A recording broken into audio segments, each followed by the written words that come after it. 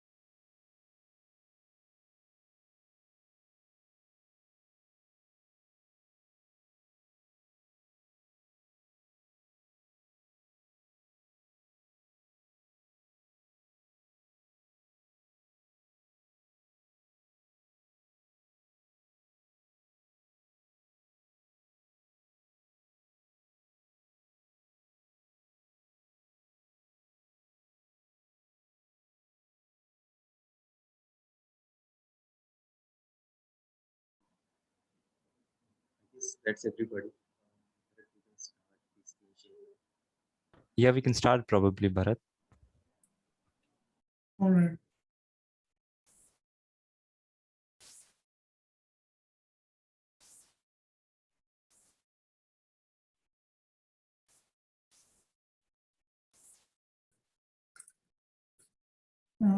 There are a few things I'd like to highlight first. I'll expect everyone is logging from your laptops. If you are not, please do. Secondly, in case you have any doubts, make sure you point out right then and there. Third, I would be going a bit fast initially, especially when coming to basics. So in case you feel that I need to slow down anything, just let me know.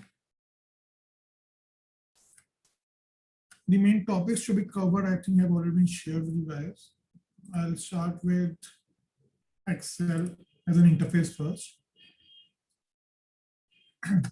So the main components that we see in Excel is one, the top ribbon, and second, the sheet itself. And at the bottom, the navigation pane. Within the ribbon, we have the home tab, in which you have all the basic formatting needs, coloring, text color. I'm pretty sure all of you are aware of these. Highlighting cells, any of the border patterns. Then you have the insert tab to bring in pivot table, images, shapes. Let's say here.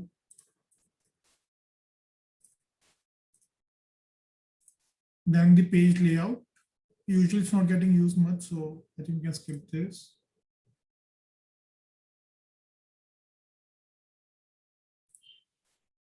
Then the formulas tab. Within this, mainly you will get to know about name manager. We'll cover this later. Data tab, important function text to columns, move duplicates, we'll get to these. And then finally the format one that gets used to format various shapes and charts.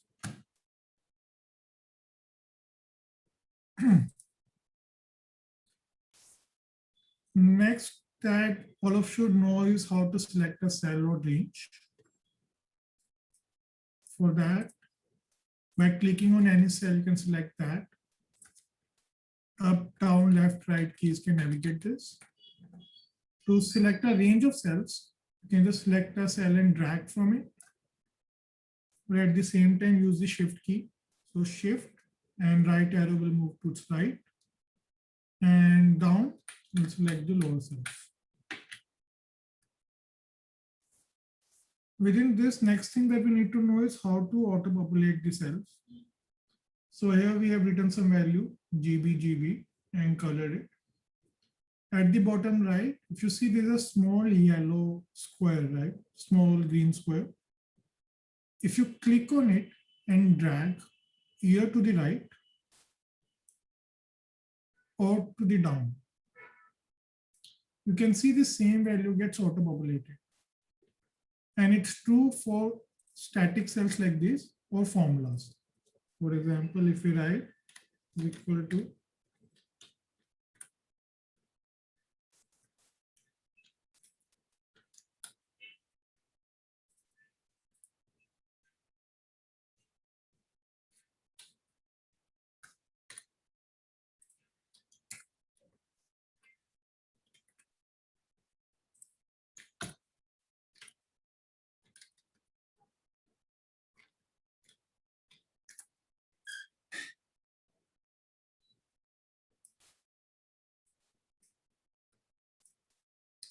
here we can see the formula initially was B4 to B5. And when we drag the formula, the reference gets shifted by one cell for every cell. Similarly, at the bottom, it's B14 to B15.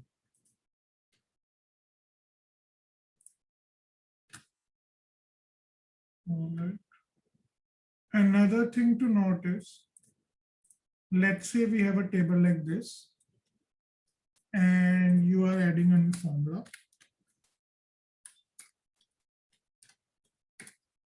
And you want to populate for the entire column, right? You don't need to click on it and drag like this, even though it's an option. You can simply go here and double click. and the formula gets auto-populated.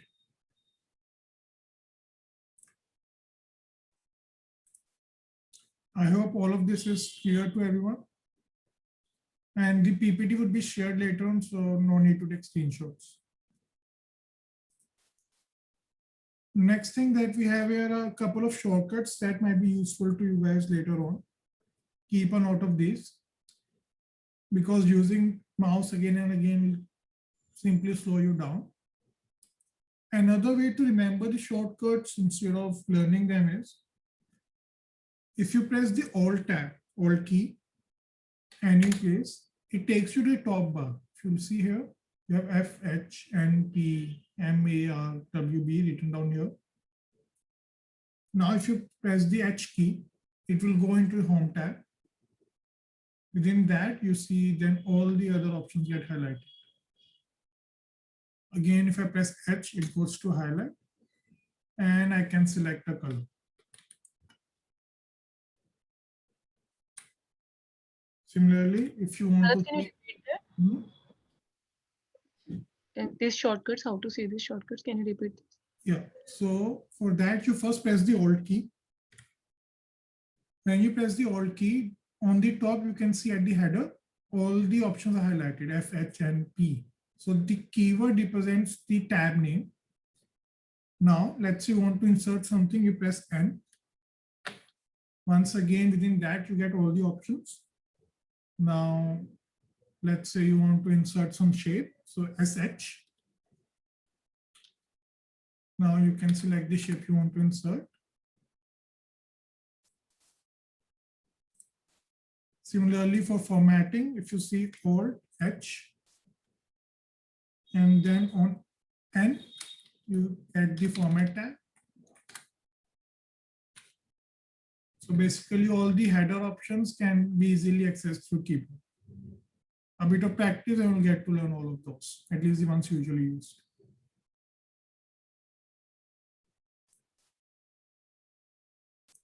And a couple of the important ones have been listed here.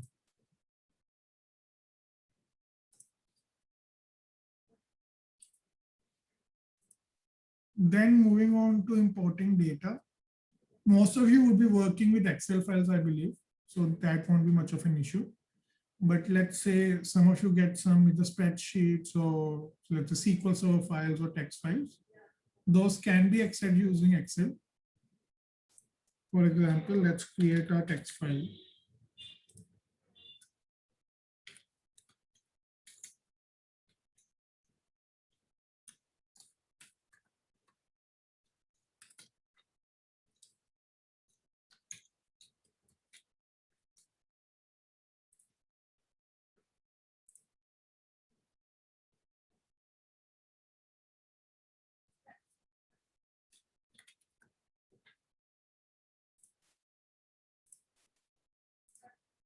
Now within Excel, what we can do is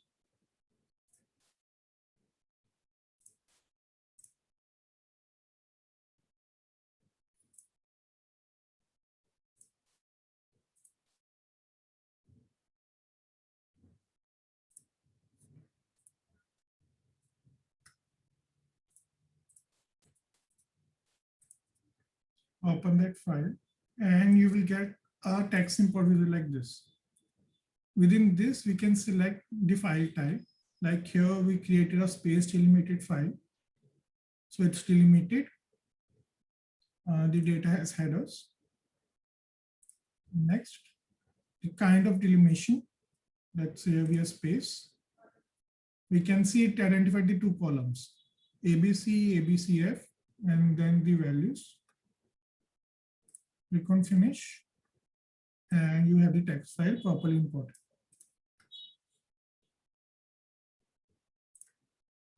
Any questions till now?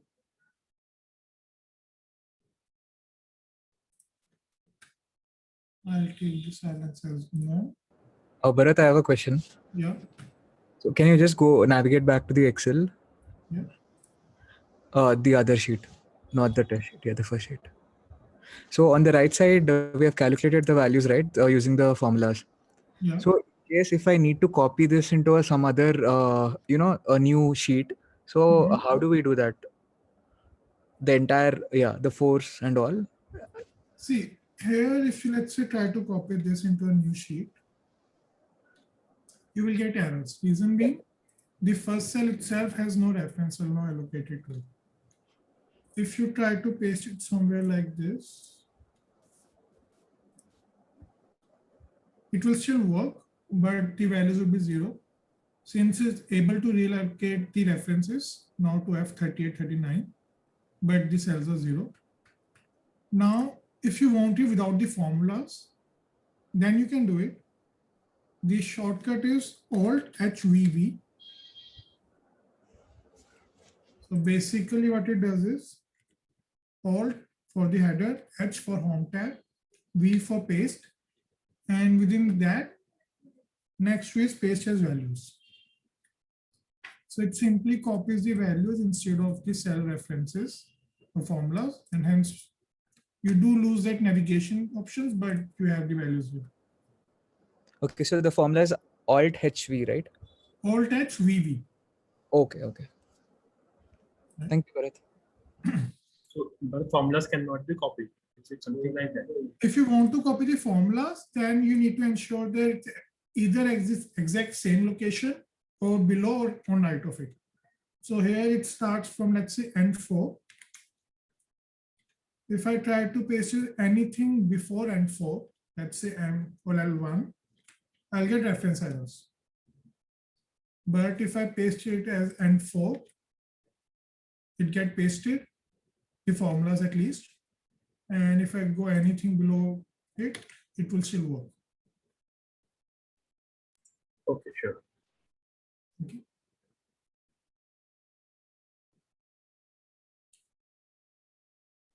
All right. Okay, moving on.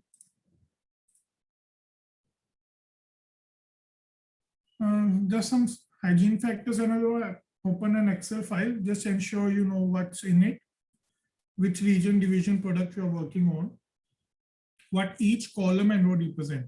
Is it a variable? What kind of format it includes?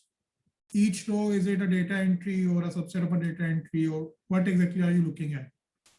Because unless you know these, you won't be able to work on the Excel at all.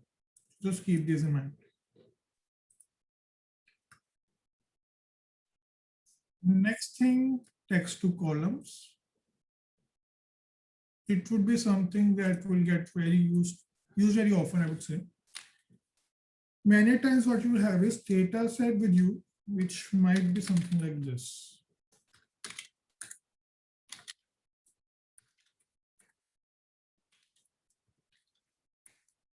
So it might be like FMS underscore 121.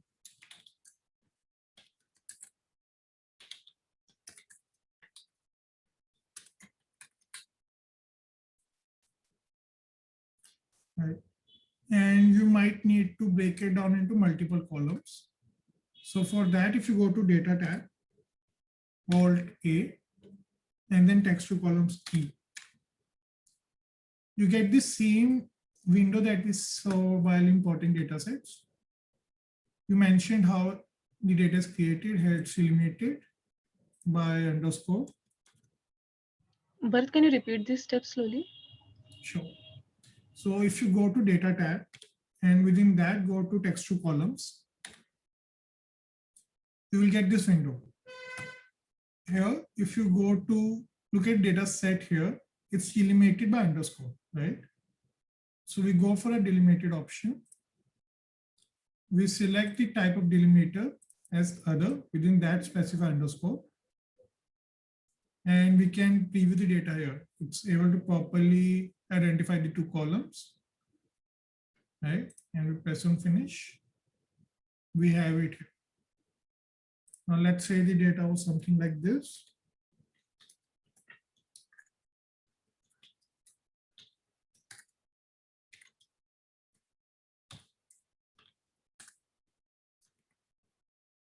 For any given reason, we can see that there's no proper delimiter here, but still the size of the text is same. You want the first 3 characters and then the last 3 characters. Here we can use the fixed width option. where we can define the width of each column. And by clicking, we can add more columns anywhere we want to, let's say here. And then accordingly, it creates multiple columns with different text.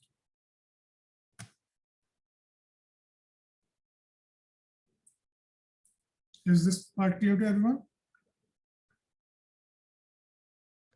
Hi, Bharat. In the previous step, you change the by using delimiter. If I want to change in the next some different column, I mean that the first one FMS underscore 121 in the G column, I Mhm. want to that data to remain in that way only, but the correcting data in some next column other to that. In that case, what I need to do? For that, what you can do is, in the destination, right now what I was doing is, at this step, I was clicking finish. So by default, it started from here only. Instead of doing that, if you go to the next tab, here you have the option to format individual columns. Right? Let's say you want to format this as date. Let's not do that for now. And then specify destination column or destination cell. So instead of J8, you can select K, right, the next cell, and then click on finish.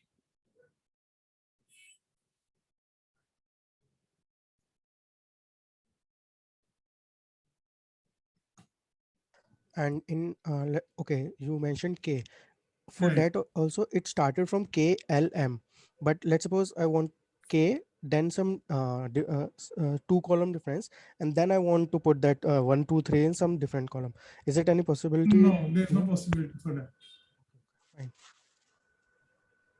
It will create consecutive cells. For that, either you will have to insert columns later on, or another option can be, I can change the fixed width, means insert a column on at the fixed width there also, right? but for that you need a value, right? You can't have a fixed width of 0. Okay. So let's say you want to do this. Right, there's one column here, but you won't be able to insert the second right here. For that, you need at least one character, Fine. right?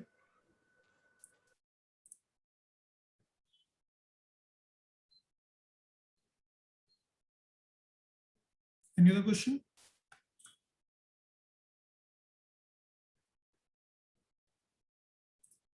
Okay. Moving on.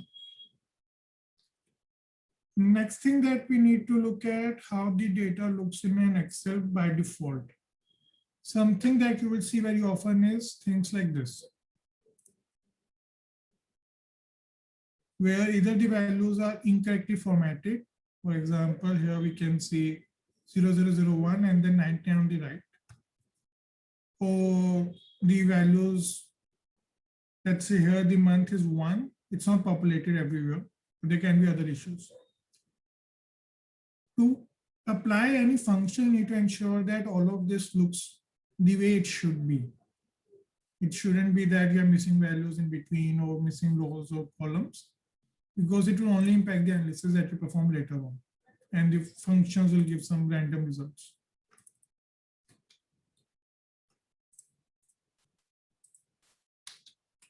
Some of the reasons that this happens is either the way the file was imported. So either you can try to re-import the file from the source, or you have to do the manual effort of cleaning that file. It's an important step before you do any kind of analysis on it.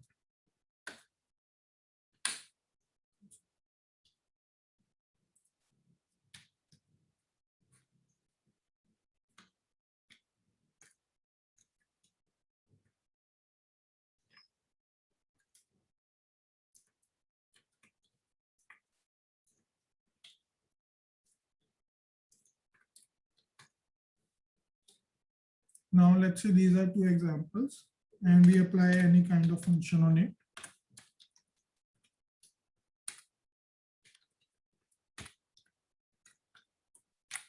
You can see it's giving me incorrect results, right? We selected 3 cells up top and it gave a value of 4. And again here, it's giving a value of 4 while we have 5 cells. So the primary reason is the way it's getting formatted. So for that, you need to ensure you clean the file, and the way it works is that either you use the functions. Clean is one of them.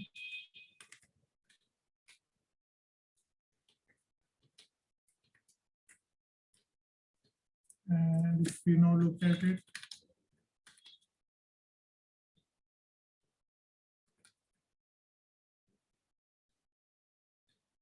converted average into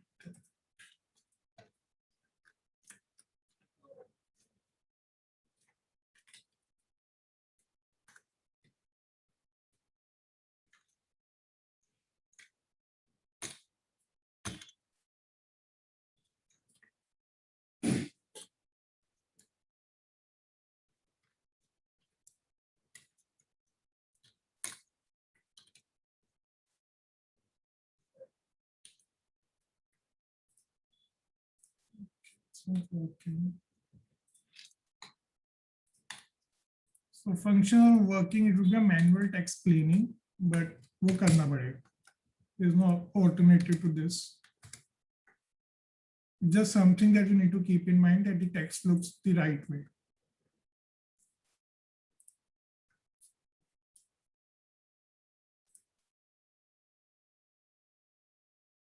Next thing we see is sort, autofilter, subtotals, and pivot table. This is, I think, the most important thing here.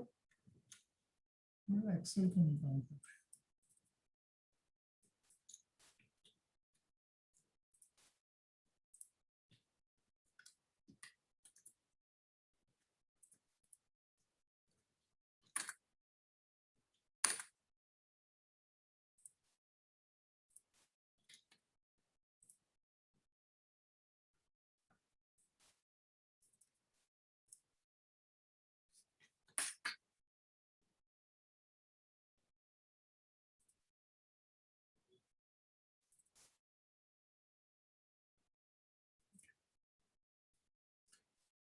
Now for sorting, you have two options.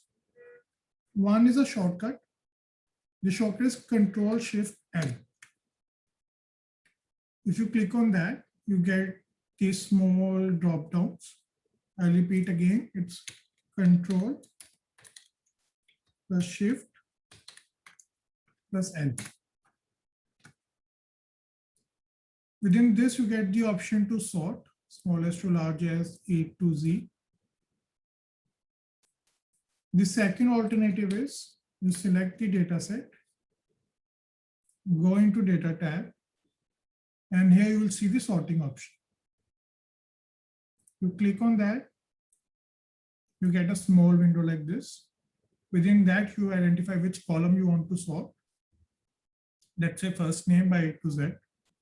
Then you want to sort it by within the name. Let's say phone number. So it will sort accordingly. And here you can see T2 Frank, it's sorted based on roll number. So phone number extension.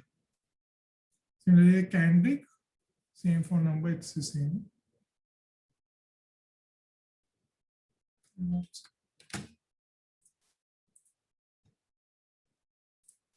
Here you also get the option to sort based on colors.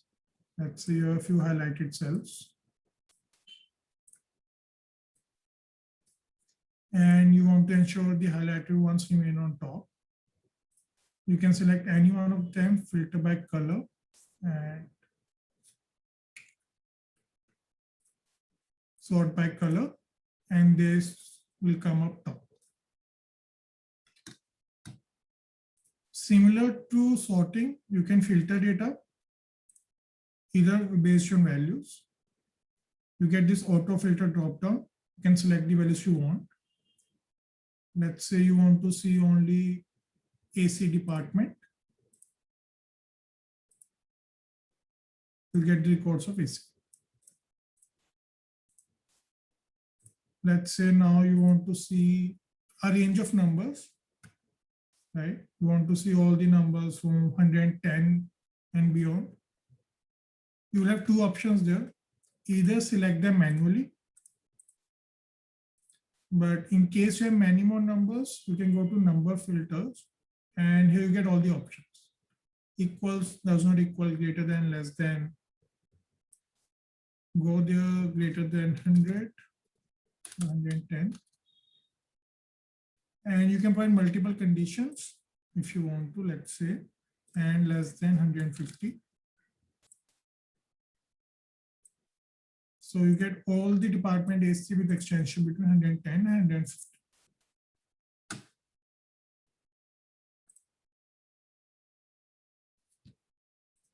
And if you don't have this drop down, again, you can select the data, go to filter window, and you get.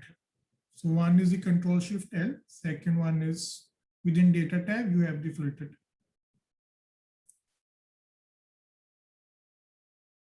Any questions? And all of you have this file with you. ConClub already shared this a couple of days back. So if you want, you can try this out once. You can take a minute or two.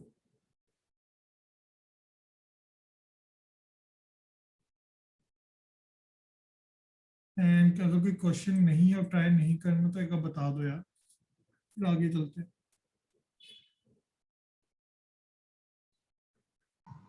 Yes, Bharat, it's clear. We can move forward. Okay, Suraj.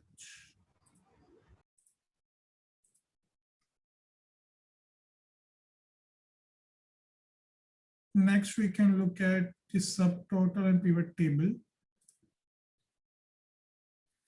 Okay, so let's cover subtotal first.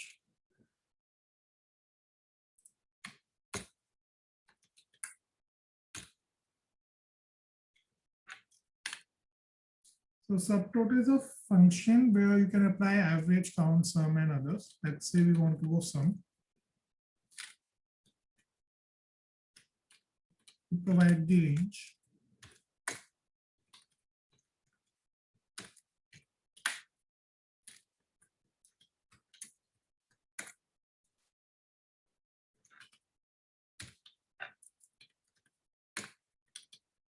So here what we can see is both provide the same values, right? Subtotal and regular sum. Now, if you apply a filter to it, let's say you want to look at only one department, subtotal will automatically adjust your data set to filter values. So now you can see the sum only for the selected department, while sum remains for the total value. This is something you need to keep in mind while creating dashboards, where if you want to get a dynamic dashboard to get reports based on some filters somewhere else, using subtotal will auto adjust your values, while sum won't do it. Sum will remain the total set of values. All right. Now, for example, this column was actually salary or sales by the department. Then you can easily apply filters and the values get auto-populated. You can look at this total sales of each of the department individually here, while for some it will remain to be the total sales. If you want to look at what percent of sales was by 80,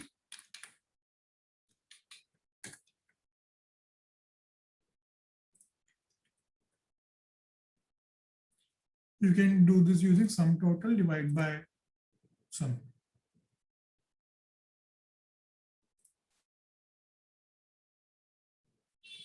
Any questions on how to use subtotal?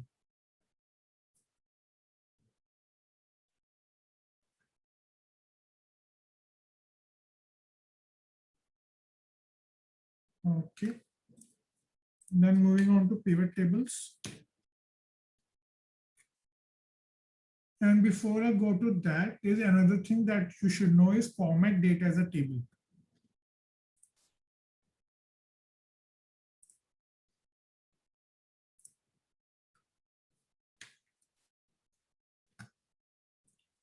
So basically what this does is, let's say you format it as a table. You select the range, go to your format table tab, select a format, or go by the shortcut Alt+TT. Create a table out of this. And you see here at top, you see a table name. You can name it everything. Let's say it's the employee table.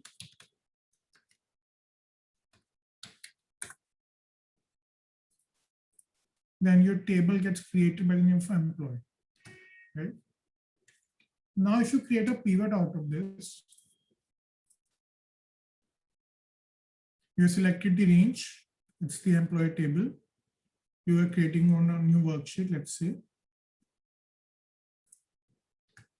And here you get your pivot table. All your fields get listed here.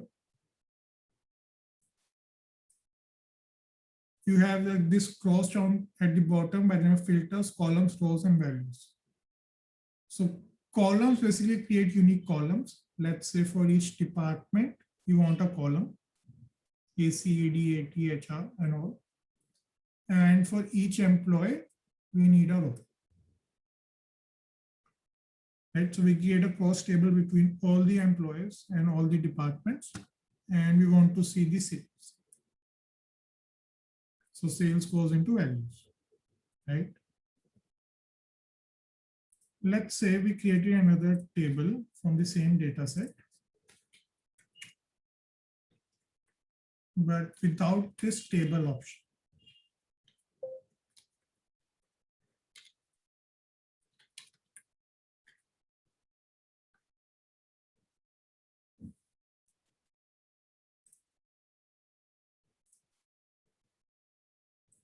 We created again employee ID, department, and sales. And tomorrow, what we need to do is we need to add a few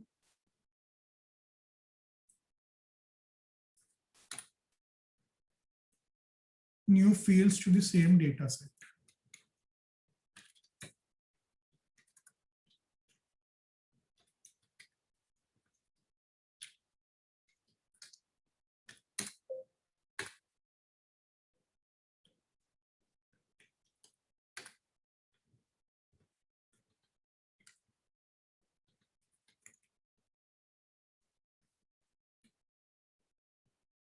Now, within the first table that we created using the employee table, we can simply refresh it and we see the new field here. You can add it into your analysis. Instead of values, you can see the new field. But you can't do this with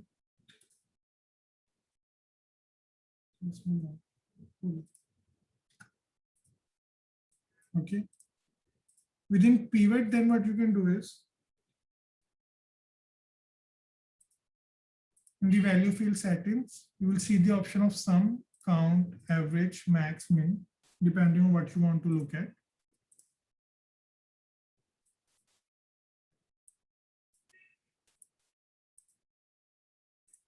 Average sales. Or if you want to look at the total sales, sum of sales. Then you can sort the data set based on, let's say you want to see the highest sales of 80 first. Again, sort Z to A.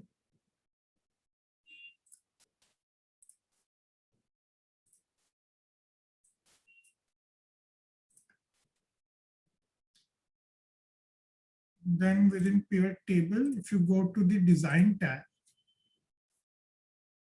or before we go there, let's say we want to look at it in this format, department, and then within that all employees. Here you can see the format is in this drop-down option, where you see the department and then all the employee codes within the department.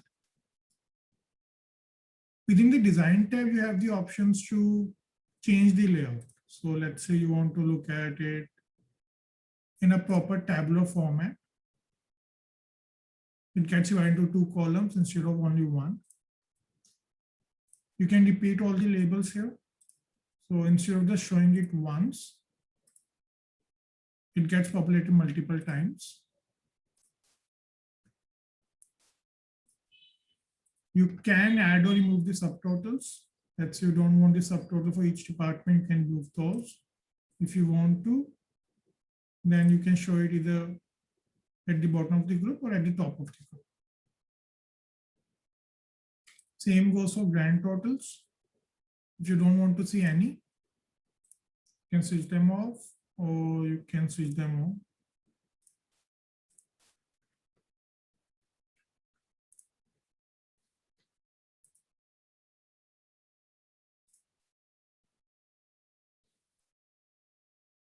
Okay. One last thing in pivot table is when you create a pivot table, you get an option of add this data to a data model. It will take slightly more time. And let me tell you the difference between these two as well. So in the values, if you go here, value field settings, you see sum, count, average, max, min, product, count number, standard deviation, variance, and that's it. Variance P being the last. Now, if you look at here, sales,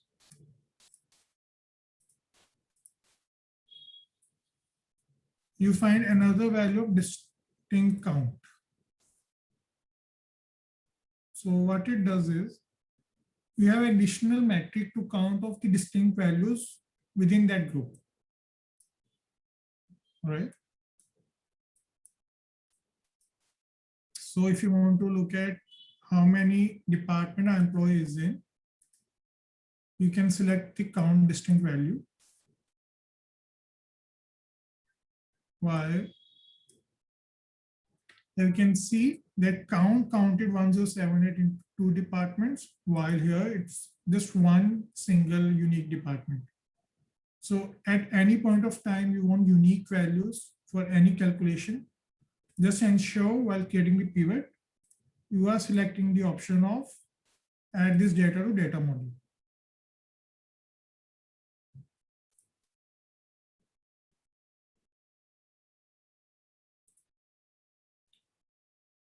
Any questions in pivot as of now?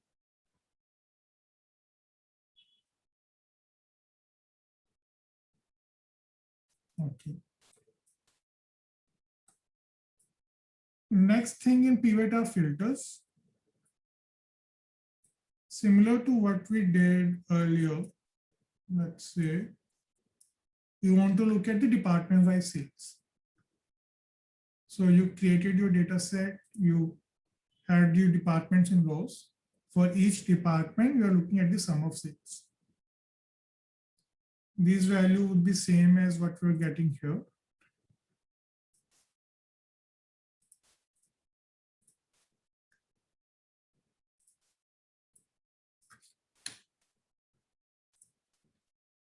For AC, we have a sale of 327. And again, for AC, we have a sale of 327. Right? And within that, you have various employers. Now, let's say you don't want to look at all the departments and you want to look at only one particular department, right? What you can do is add department to a filter. Within that, you get all your departments listed down. You can select which department you want to see. And you get values only for AC. Here, if you want to, let's say, select multiple departments, you can select multiple items. And you will have employees from all the 3 departments.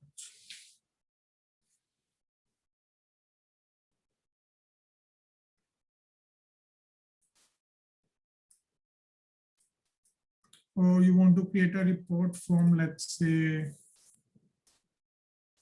department AC, where the last name of the person is Barton. There is no such individual. So let's take another example from AC candidate.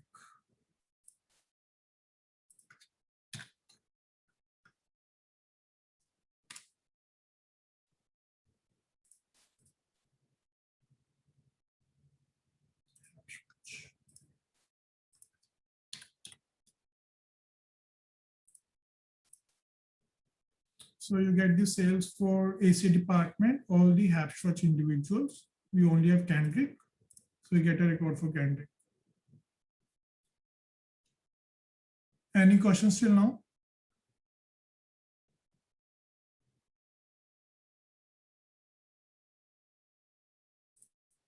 Okay.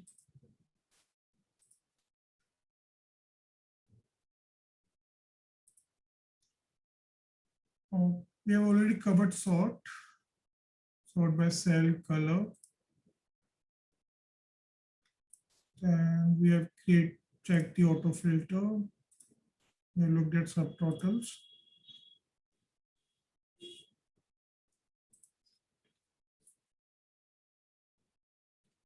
Pivot table, summarize as. Another thing in pivot table that we need to know is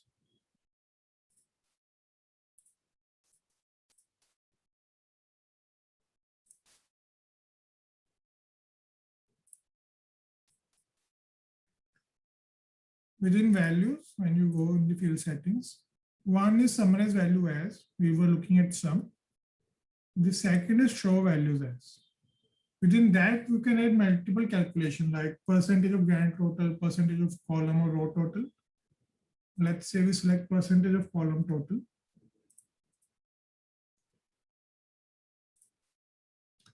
So here what we are getting is, instead of the absolute sales, what percentage of total sales for HR department was done by Brent?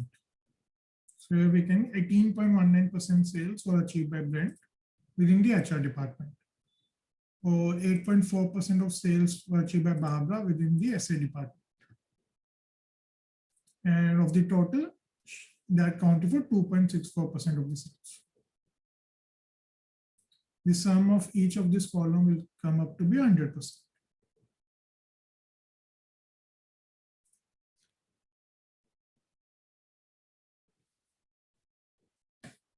Is everyone clear with how to work with show values as, or where it will get used?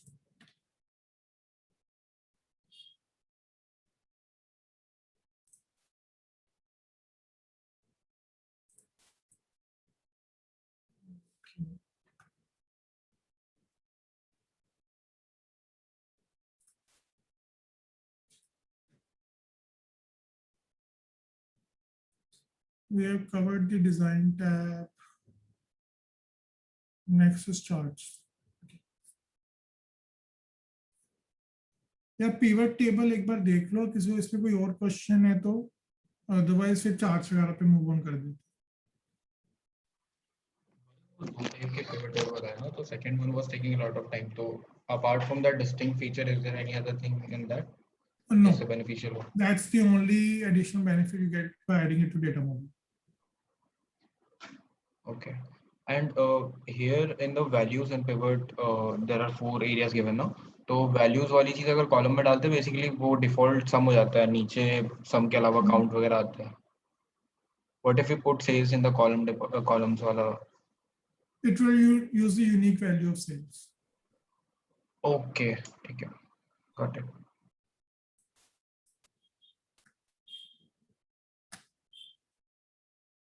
So in rows and columns, you'll always have unique values. All the calculations apply only to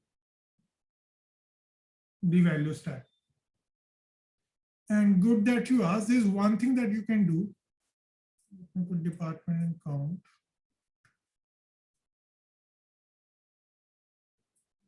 Let me put this. Another option in pivot is of grouping, where let's say you have numerical values like this. It starts from 100 and goes up to 428. It really doesn't make sense to look at each individual value, right? Actually,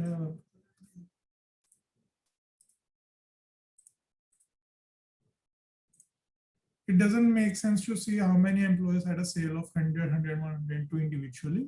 What you can do is right click on it and you'll see an option of group.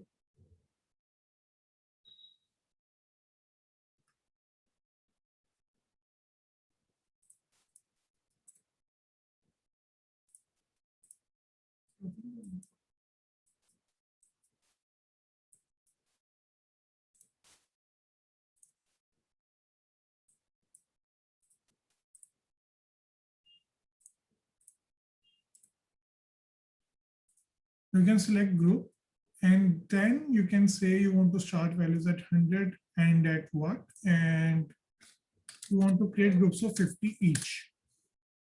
So it will auto calculate that 100 to 149, there are a total of 25 employees. So instead of going one by one, you can group the values and kind of get a summary. And it's applicable to both rows and columns. You can do the same using columns as well.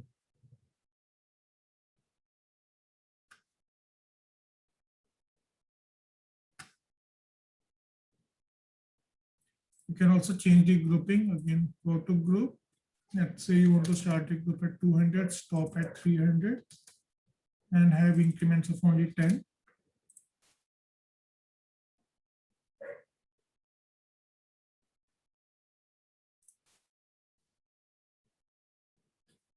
Anything else?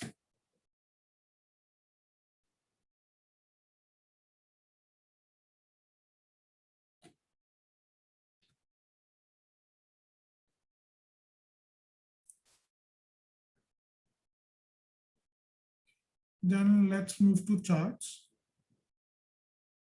First of all, we move to regular charts. Let's look at pivot charts. So if you're creating a pivot table, what we can do is right from here, create a new chart as well.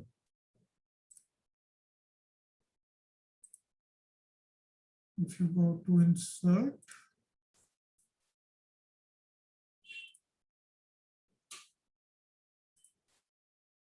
what it would create is a pivot chart. If you insert a regular chart, let me show the process again. You select the pivot table, click on insert, recommended chart. It shows you the various kind of charts you can create. Let's say you want to create this bar chart.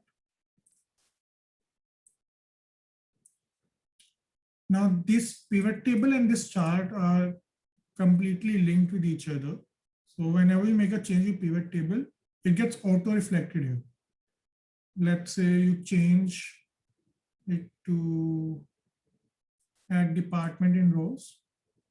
You can see the department gets auto populated here. You apply some kind of filter.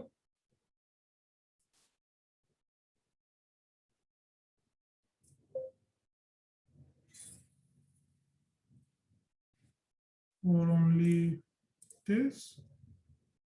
You see there is a filter on email here. It specifies that, and the values get filtered. You can change all the filters from within the chart as well. Again, these kind of charts are very helpful while creating dashboards because they're very dynamic in nature. You can filter x-axis, you can filter the values, you can filter which all series you want to show all within the chart instead of adjusting it from anywhere outside. You can all the required filters here. Let's say here, also at higher date. So you want to see a report only for a particular location, building 2. You have 2 departments, both have sales of less than 200. For building 1, you see 3 departments and so on.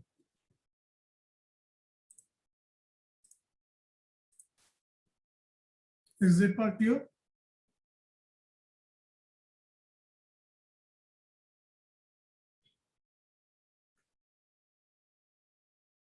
Okay. Yes, Bharat. Then let's use the same chart only. So creating a new one.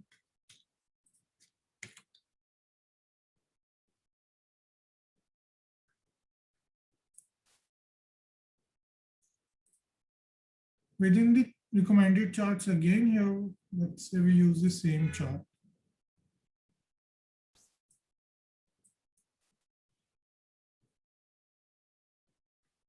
Then within the design tab, you will have this add chart element option.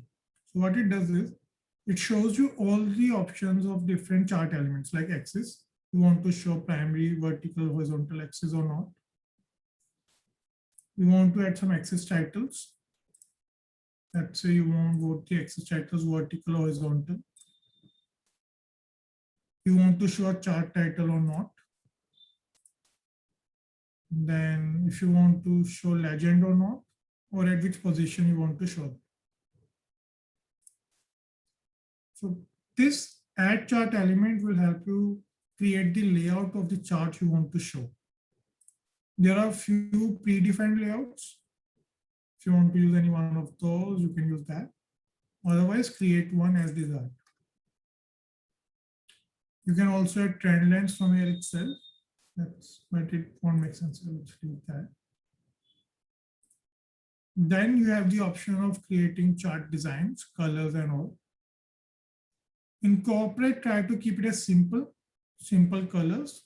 Ask your company if they have any kind of color scheme that they want to refer. Usually companies do have one set color agenda that they have. They're very predefined colors for each of the metric, each of the category and everything. If they do have that, take them, and then for each series, you can right click on that series, format data series, and then make the color changes as required. Let's say you want it to have a purple color, select that. If let's say they say this particular series has to be colored as green,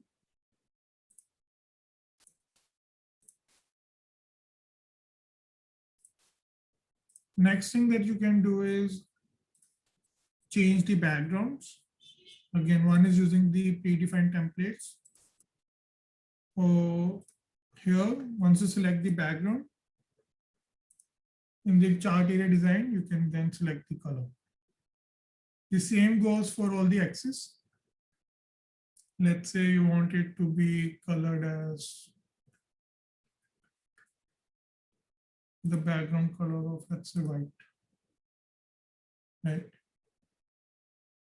Also within axes, what you can do is you can change how they appear. For example, you want to start this axis instead of 0 at the value of, let's say, 1, because that's the minimum here. You can go to axis options, select the bounds, minimum, maximum, by default auto selected. Let's say you want to show it from 1 to 20.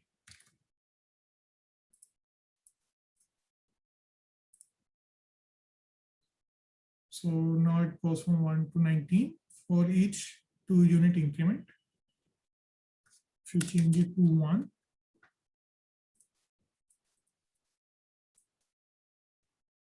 it will be a single unit increments. Usually the default settings are good, the auto ones, but in certain cases where you might want to change that, you can get this here in format access.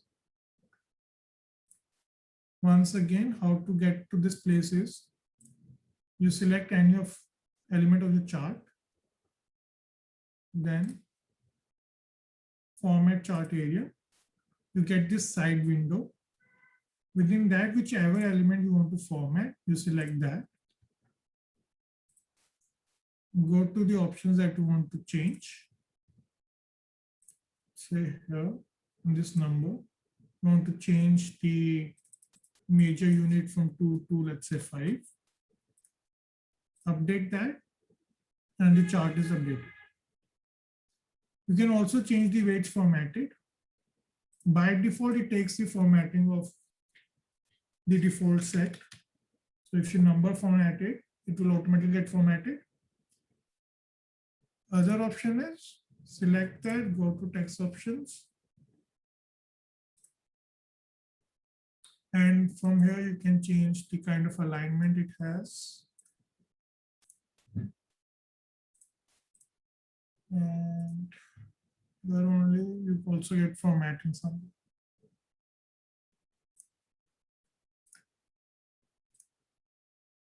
Right, here is the format code. You can specify the kind of format you want to see.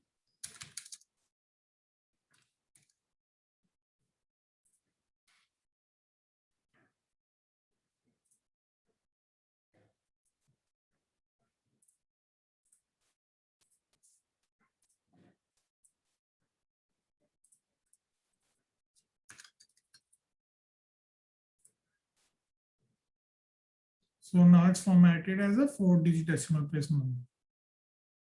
If you want to format it as something else, you can then specify that. Let's say it was some dollar format.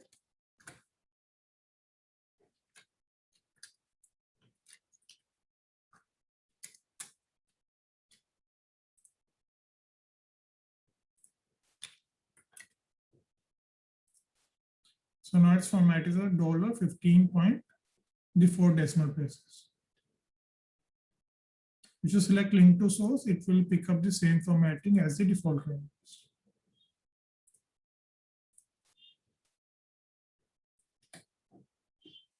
Any questions till now?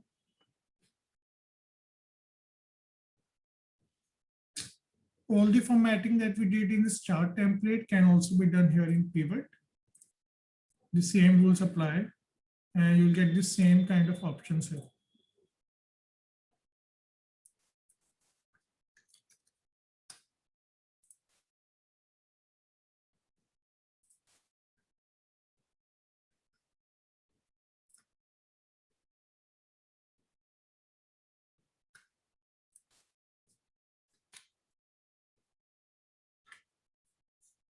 Okay.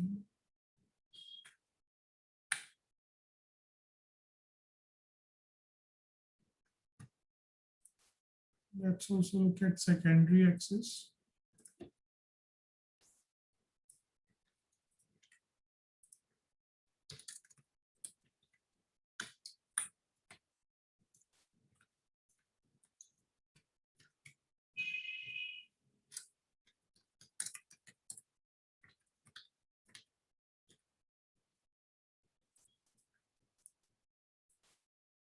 Now let's say you create a chart with data like this.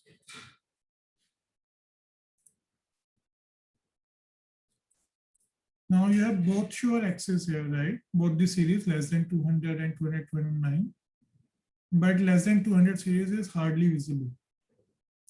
So what you can do here is,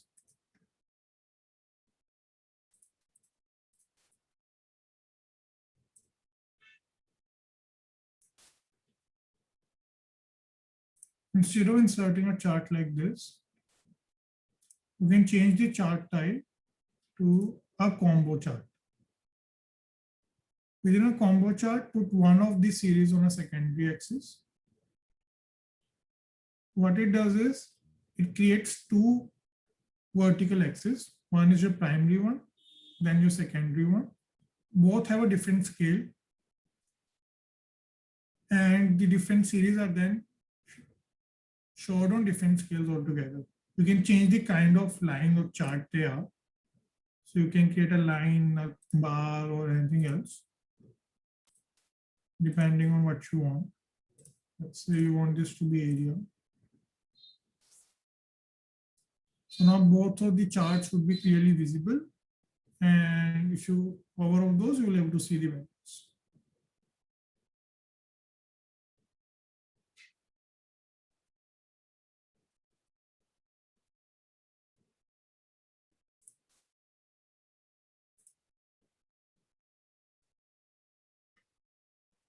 Okay.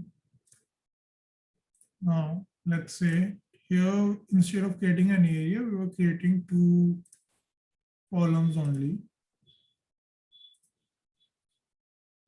Now, even though you have two different axes and two different series, only one of them is visible, right?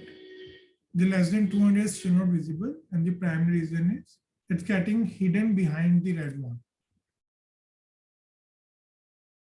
So what we can do here is,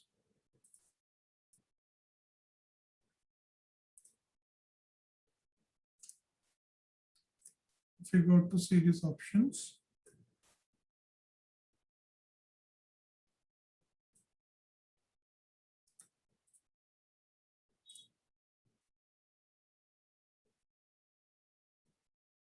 we have the series overlap and the gap width, right?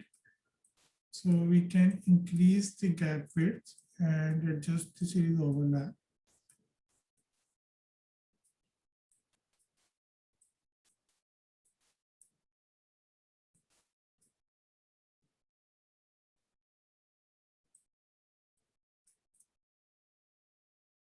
And select the second series.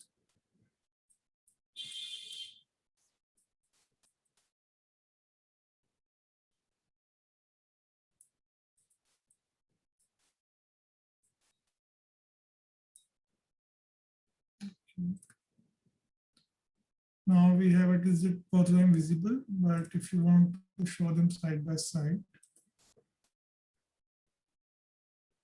then I think it's from series overlap only.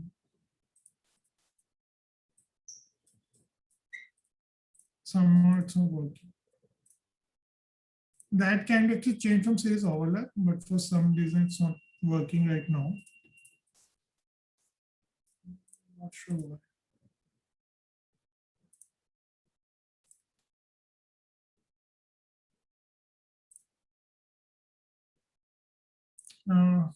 Next is which kind of chart should be used with different kind of data sets.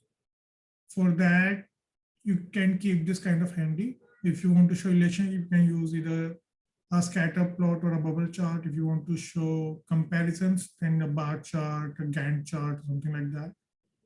Distributions, histograms, line curve, again, scatter plots can be used.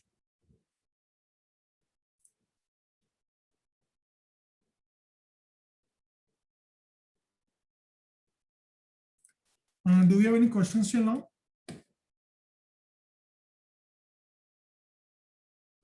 Would you like to take a break of, let's say, 15 minutes or half an hour to just see what all has been done?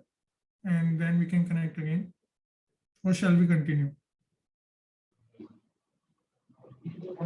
Let's take a break. Shum, you're not audible. I was saying we can take a break. Cool. Then let's take about a half an hour break. You guys go through what has been done, right? I'll share that PDF. I think, Abhishek, you have the PDF, right? Are you in the meet? Yes, Bharat. We have.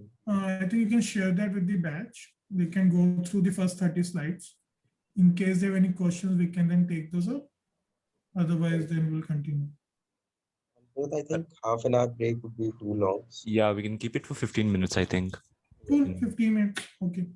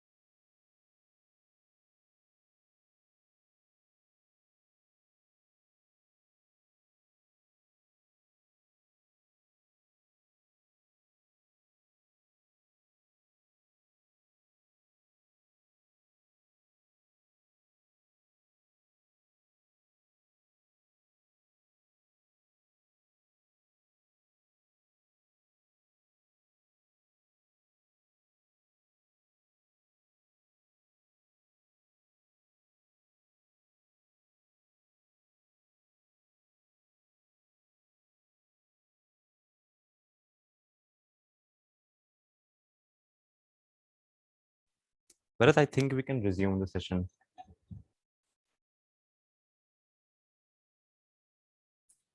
Give me a minute.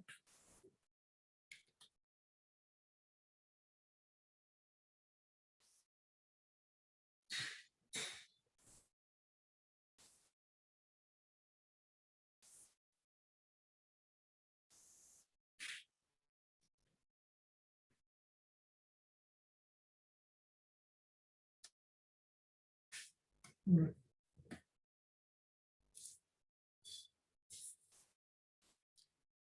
Does anyone have any questions on what we have covered as of now?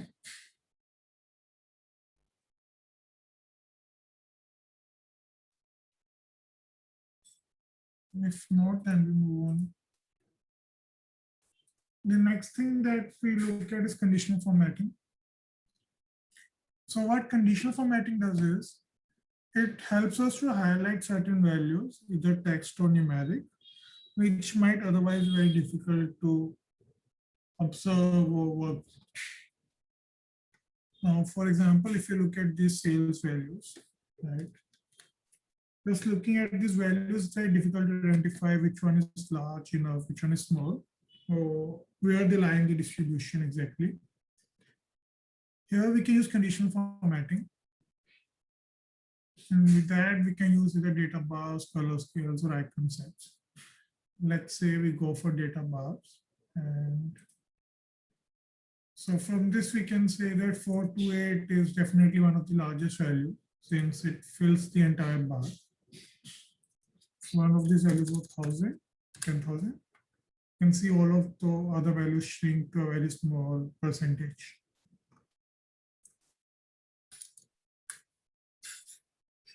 So at a single glance, we get to know where each value lies in the overall scale of things. Right? Within this, if we go further, go manage tools. We've created a data bar from F2 to F54. If we edit this rule, right now what it says is automatically select the minimum, the maximum, and do a gradient field accordingly. Okay. So there would be one bar, I believe, which would be, so it's taking from 0 to I guess 4 to 8. So if we go to manage tools again, edit the rule, select the maximum value as a number, let's say 500, and the lowest value as a number of 200. Let's take 120. So what it will do is anything below 120 would be blank. Here, let's do 200. Anything above 200 would be completely filled, and the ones in the middle would have some highlighted area.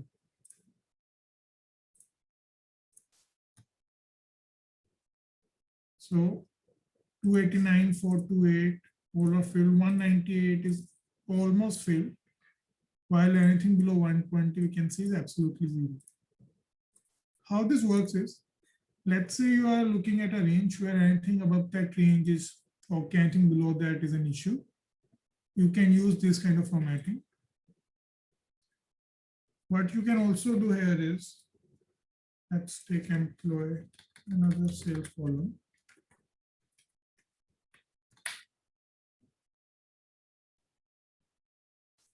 Go to conditional formatting and we go for color scales.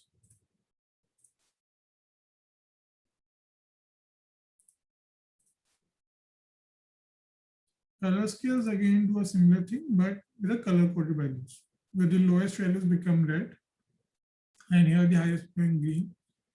We can change the color templates according to our desire. Let's say we want the highest to be red, the lowest to be green, where highest might be some kind of a dangerous value. Again, we can go to manage tools, edit rule, and within that select what kind of color fills we want. If we want to customize the values.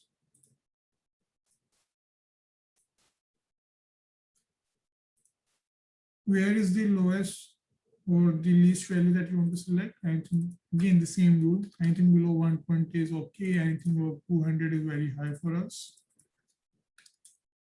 And where do you want to place the midpoint? Some percentage, some percentile, or again, you can put a number.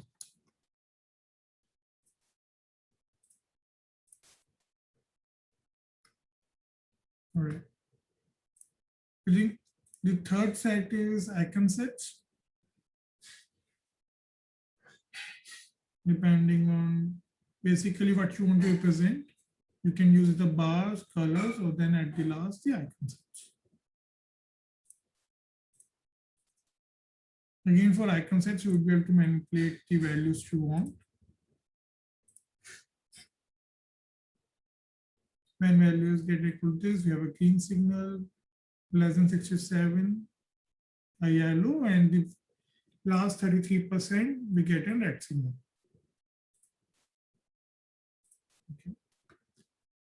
Next way of using the same conditional formatting is, let's say we want to highlight only the building one values.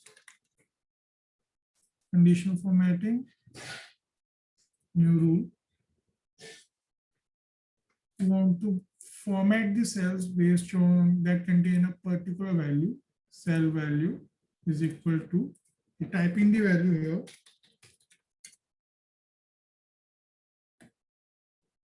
Then we define the format. Let's say we want it to be bold, italic. We want it to be double underlined and to be of a particular color. We want it to be filled by another color and have a border like this.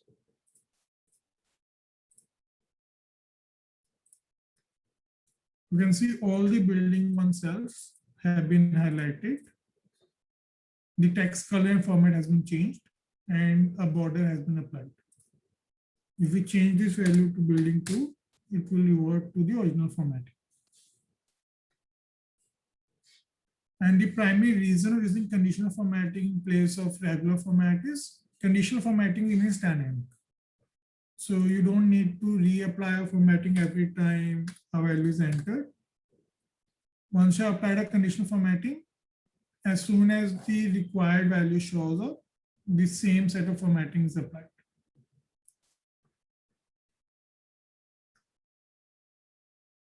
Any questions here? And while we are doing formatting, let's also look at how we can format cells. We have already looked at how to highlight values or change text color. Then we can apply borders. And if you press Control 1, you get a complete format cells window in which you can apply any kind of text formatting. You can change the alignment of the cells. You can change the font styles, apply custom borders, or fill the desired color.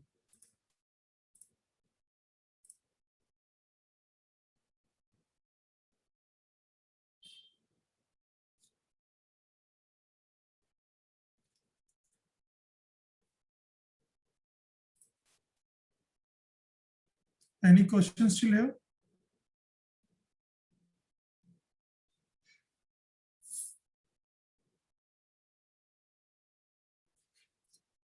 Now within conditional formatting, what we can also do is,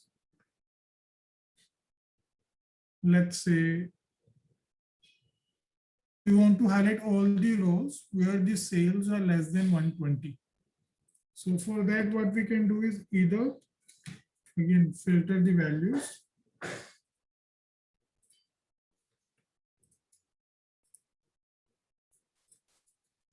Less than 120. We select the records and then fill a color into them. But again, it won't be a dynamic value. We will filter it. But tomorrow, if you get another value less than 120, you need to again apply a filter. So another option is we go for a conditional formatting. Again, a new rule. Format, use a formula driven with cells to format.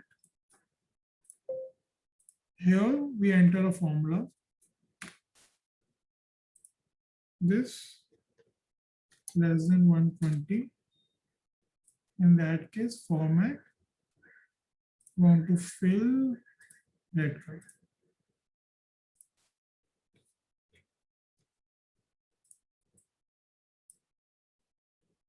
So you select a row, you go to new rule, use a formula, less than 120.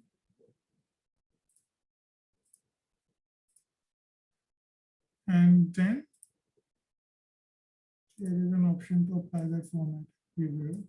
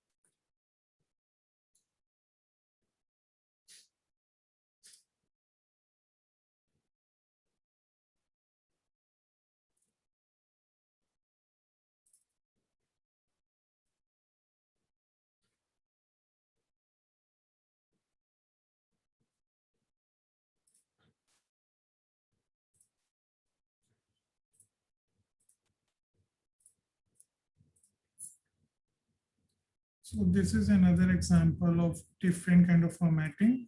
If you look at this.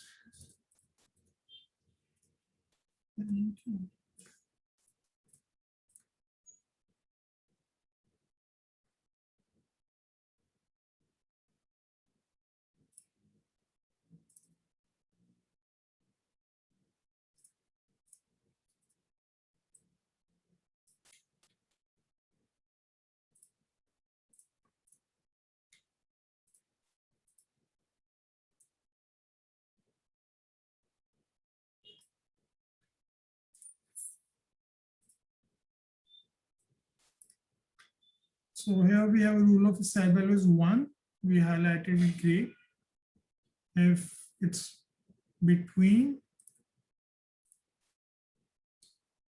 if it's not between minus 0.9 to 0.9, so it means it's more than 0.9 and less than 1, and less than 0.9 and greater than minus 1, we get a cyan color, and similarly for others, it's yellow and green. And the order is shown that if, let's say, we change the order, we move it down, all the cyan values are now highlighted as yellow.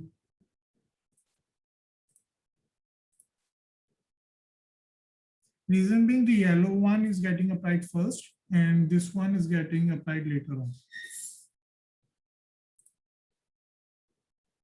So while applying multiple conditional formatting, it's important to ensure that the order is same, so that if you have multiple values, it still works.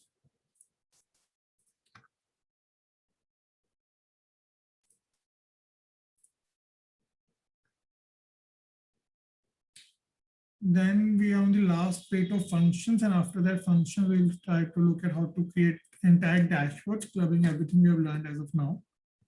So in case you have issues with conditional formatting, then do let me know.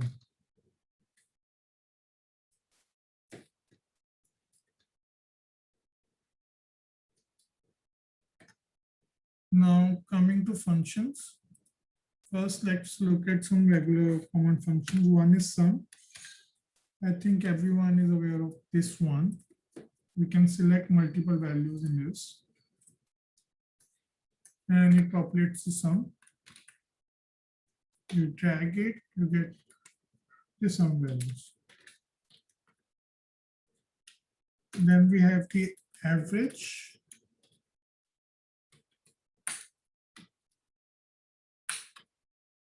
You select the number of values you want. It calculates the average. Then you have to count.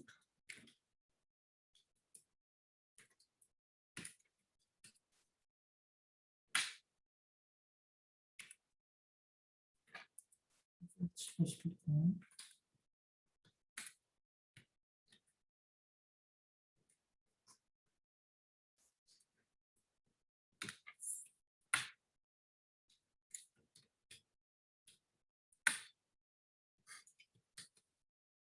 Then you have count A.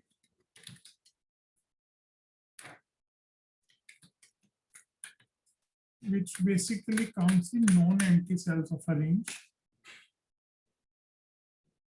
So while selecting I2 to N2, we are getting 4 in count A, while in count we would get as 6.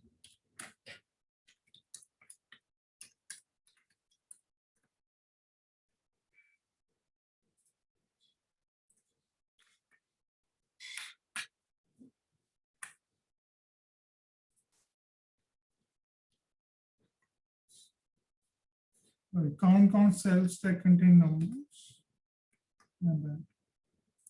So count, if you do from A to N2, you get 12, while count in the same range will give you 7. And if you do count blank, it will give you only the blank cells.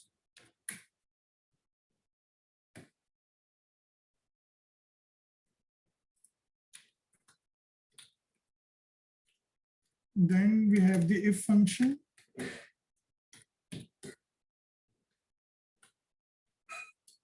if basically has three important parameters, the logical test, the value if it's true and the value if it's false. So let's say every time the sales is less than 150, we want to say the sales are low. And every time the sales are more than equal to 150, we want to say high.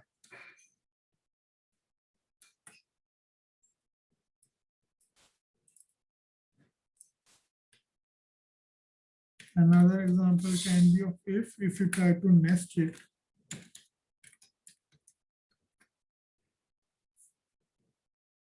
Now, let's say below 150, we want to say low, 150 to 200 is okay, and then more than 200 is high. What we can do is, if sale less than 150, then it's low. Else, if the sale value is less than 200, it's medium. Or if nothing else, then it's high.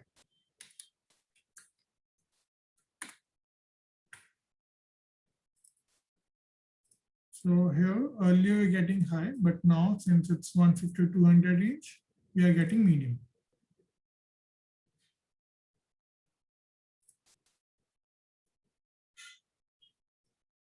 Right now, let's say if in the same example,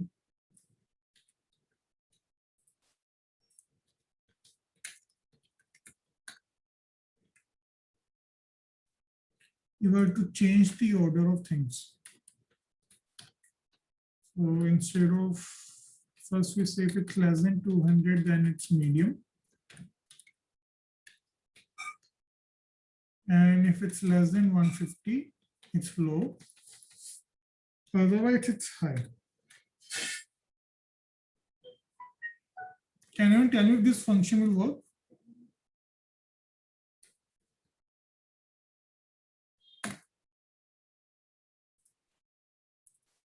Oops, sorry.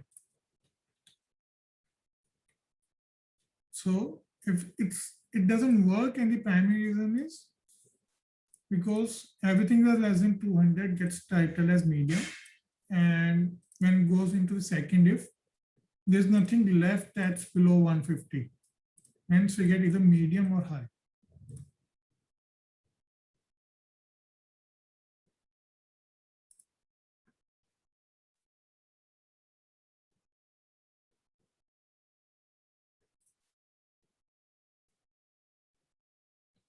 Okay.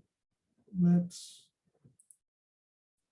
look at few more formulas real quick.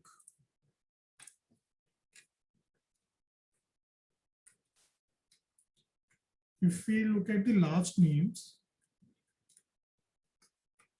and go to data tab and identify only the unique last names. For that, we can remove the duplicate values. So we have 44 unique last names remaining.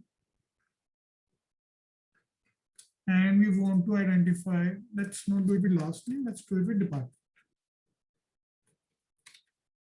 If we go to department, and we want to identify the sales for each department.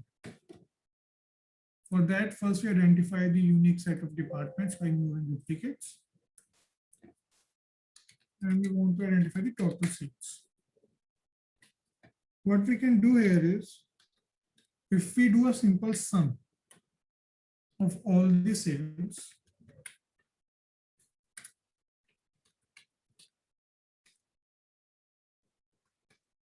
we get in the first value 7553, which is definitely more than the sales of HR.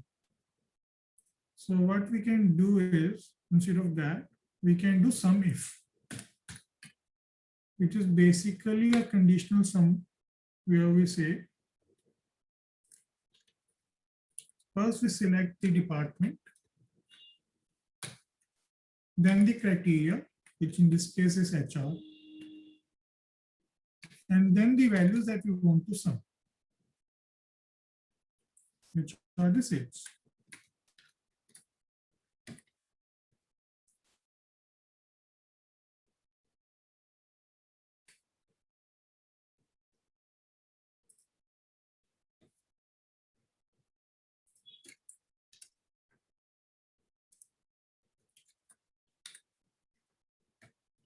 And if we drag this formula down,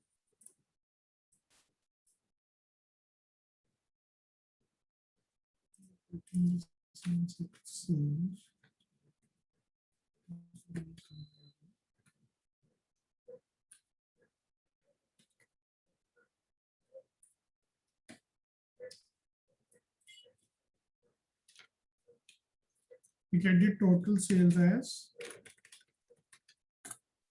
7125, while the actual total is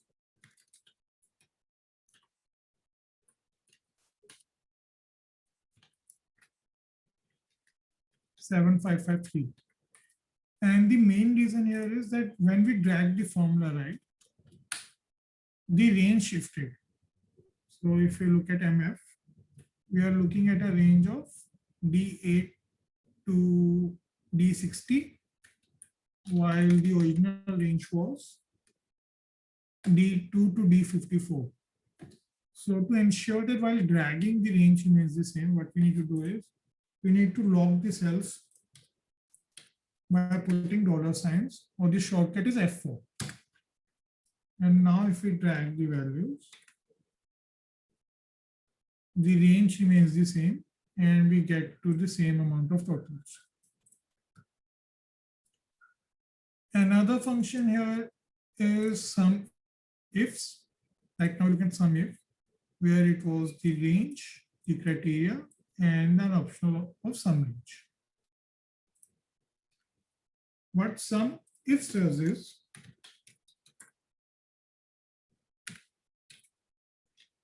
it can take in multiple criteria at a single time. So let's say we want to sum sales for the department.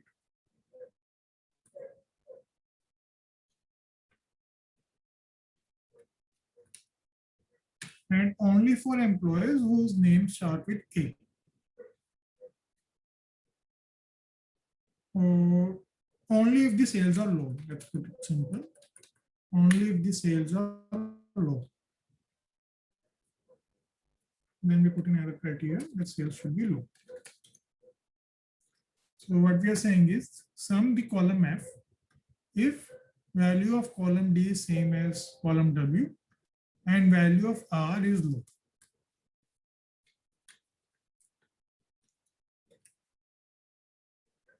So here for each department, we get the total of sales whenever they were low.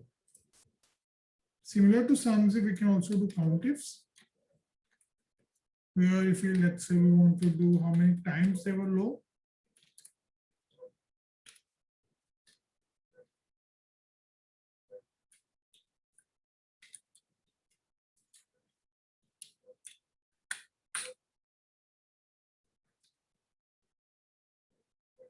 So what we are down counting is column D whenever the value is W and column R whenever the value is low. So we get 3 times in HR the sales were low, while in SA it was 9 times. And similarly for MF, 4 times the sales were low.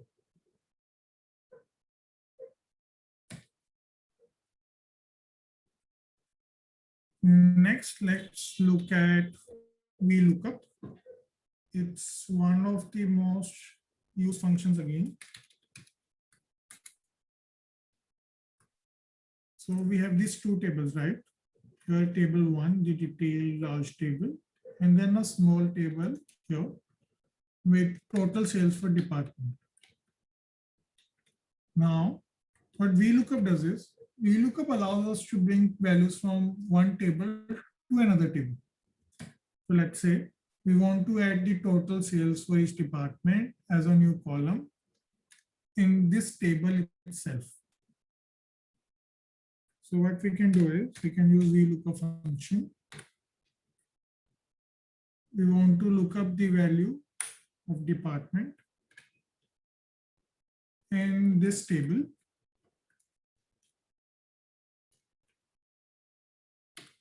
We log the cells so that range remains the same.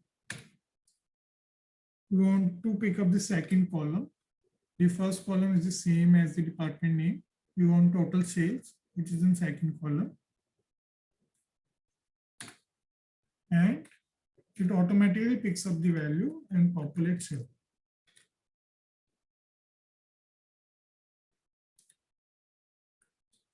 We are getting n names. Why is that?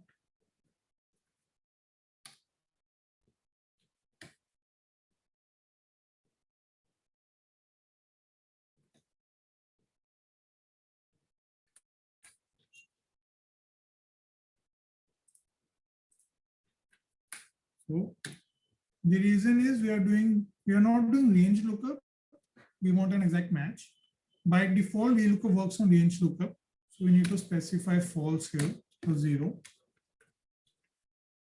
And now we can see all the values are populated. Any question till here?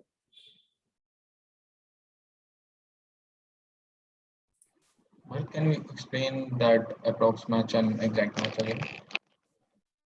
Okay. So if you look at the VLOOKUP function, it has 4 parameters: lookup value, table array, column index, and then range lookup.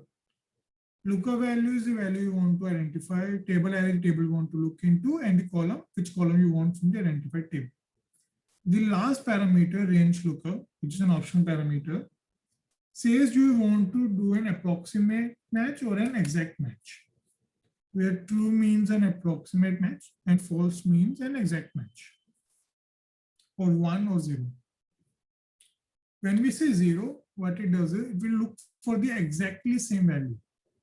So if we have HR written here, it will try to identify HR here as well. So if I do HR 8, it won't work because it isn't close enough.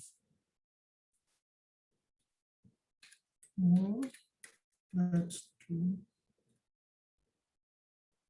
SAB. And for SA, it is not working. But if you do an approximate match, it won't look for exact values, but anything close to it will work.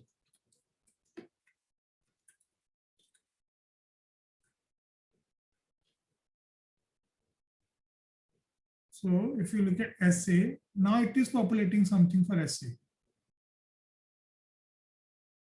1303, which according to it is the closest possible value for SA. But it's not working for 80. And the reason is the first value here it sees H. So anything before H, it doesn't work. So it goes by an alphabetical order. If you were to supposedly sort these values by department name, it will populate it correctly for everything. So for AC, AC, AD, AT all start to work. And for SA, SAB is greater than SA, so it takes the nearest value available. For it, it's MF, or actually it's MK. So for SA, it populated value of MK. The one just less than that. For an exact match, it won't do that. Is it clear now? So basically for approximate match, that column goes by alphabetical order. If the first is starting with H, it won't take the some other word starting with A downwards. It will show an error. Right. For Okay. that, the lookup table needs to be in alphabetical order because that's how it works. Got it. Yeah. So, and just to showcase that, if I put Z here, if I do it approximate match, and I put this as Z,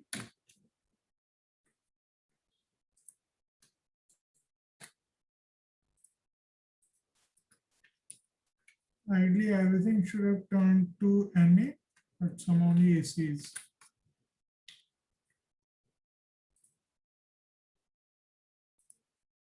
All right.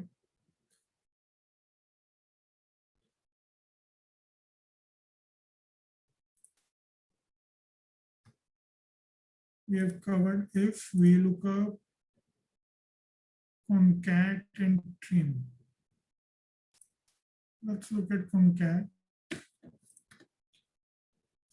Now, sometimes you might see, that's in this case only, you had the last name and first name, but while reporting or while creating some dashboard, you want to show the complete name. So for that, what you can use is a concatenate function, where you select the first string, the second string, and it will combine the two strings. Right now you can see there's a delimiter. So let's say if you want something in between like space or something, you add a third string.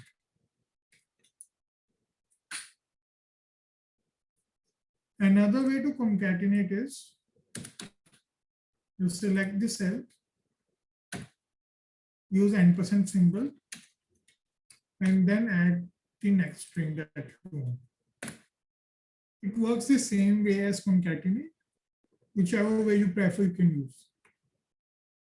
And is basically a concatenation symbol within Excel.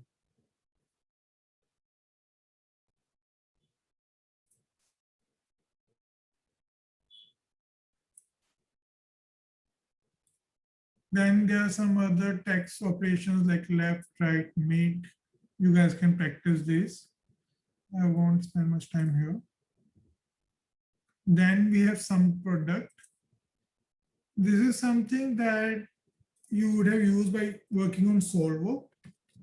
So what sum product does is, let's say you have two arrays. This is the number of individuals. And this is the sales per individual.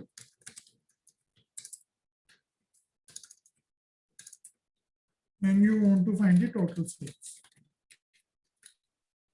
So one option is you kind of create some total here, which would be this into this, and then do a sum here. Or you can go for sum product, which will take in multiple arrays.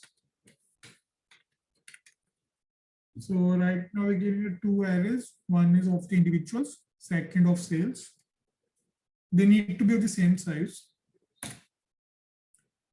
And it will multiply the corresponding values and add the products, giving us the same result. You can also multiply multiple arrays. It need not be only two. You can have 3, 4, as many as you want.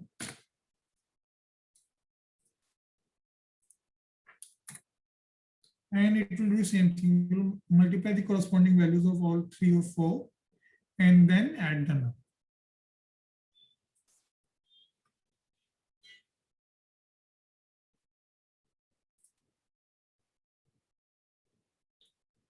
Next is offset, match. They are not used that often. I'll skip these.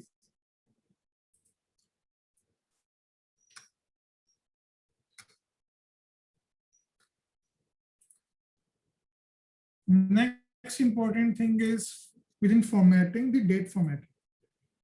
Let's say you have a date like this.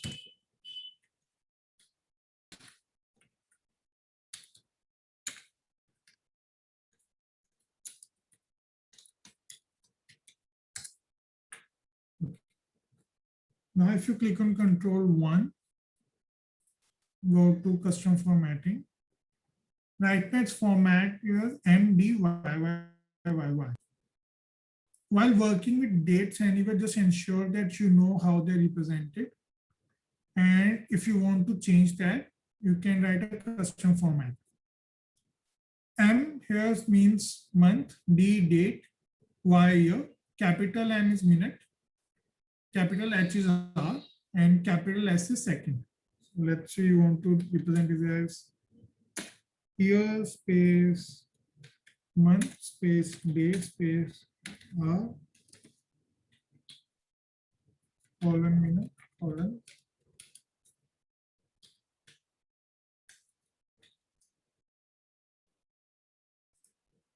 So now the date gets represented in that format. Let's say you want to type the name of the month. Triple M gives a small abbreviation. 4M gives the complete name. You want to add dashes instead of spaces, you can do that. You want to show only the last 2 digits, you can do that. So basically within this, you can customize the date whichever way you want to show it as. You want to show the day exactly, 4 times D shows the exact day name.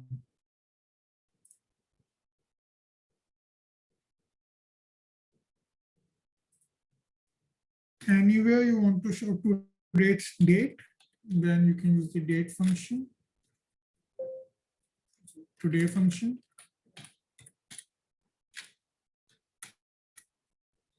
If you want time, you can use now. All right.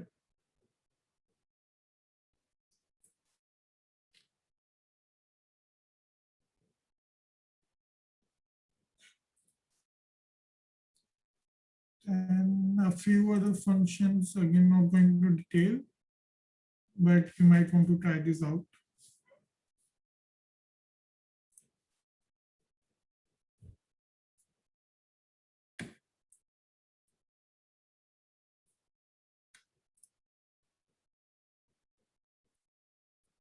I think we have already covered borders to some extent. Moving, let's cover those. While creating dashboards, we will, I think, we briefly touch this. The grid lines we see here usually are not considered very good.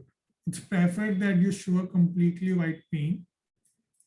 So for that, what you can do is go into view and remove grid lines. It gives a much more cleaner view to the sheet, and just ensure you do that every time you're working on Excel or giving some kind of report to your senior management.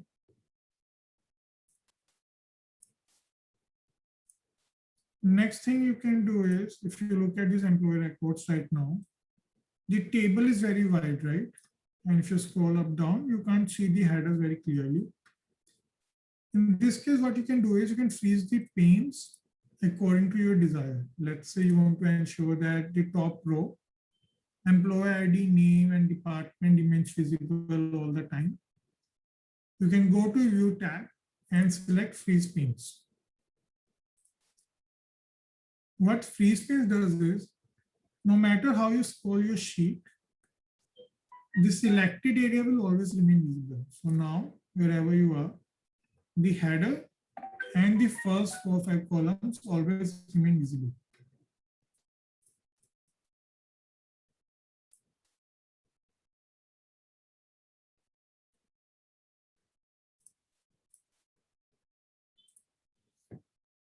We won't be covering macros. It isn't much of use, I guess. In case there are no doubts, then let's move to dashboarding, how to bring everything together as that we have learned as of now. Bharat, can you explain the freeze pane once? Okay.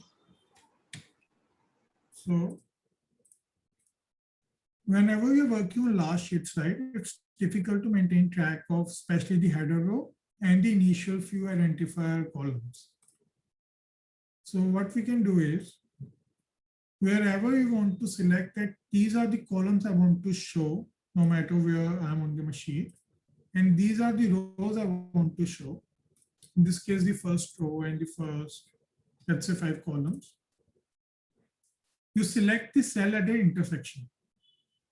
So if I'm selecting F2, what I'm saying is, I want to show the first row and the first 5 columns. So I select this cell, go to View tab, and click on Freeze Panes. If you see it's highlighted, you need to select this highlighted cell, and everything on the top and the left of it would get frozen. So now anything on the left of F2 and above F2 will always remain visible on my screen. Now if I scroll down, you can see the top row remains there. And similarly, if I scroll to the right, the first 5 columns always remain there. So right now I know that it was the employee ID 1814, which had the low sales. While otherwise it would be difficult to see those values in the same screen.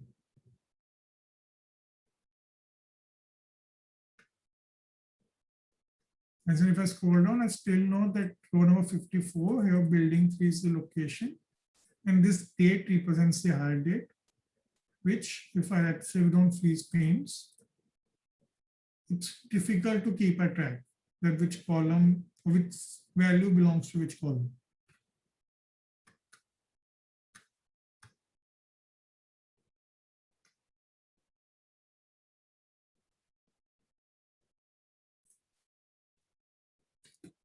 Okay.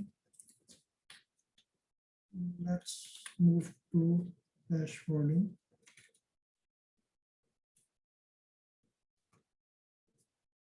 So dashboarding is basically bringing different elements together. Now, let's say we are looking at this data set.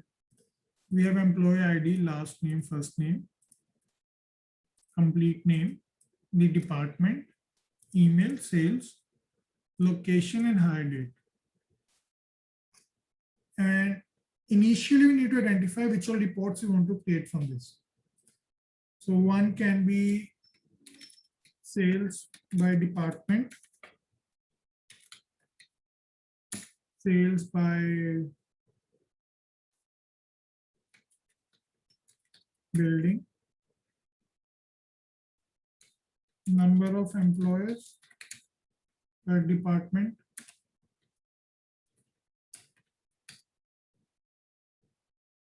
what else can be shown?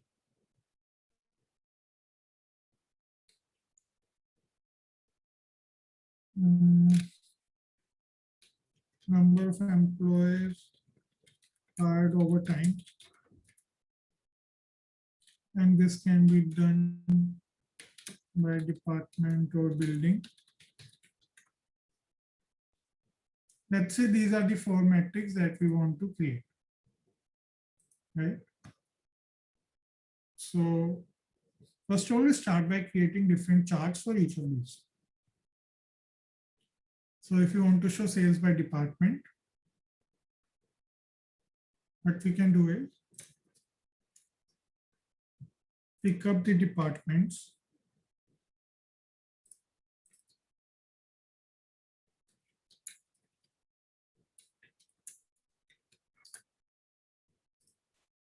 we pick up the departments,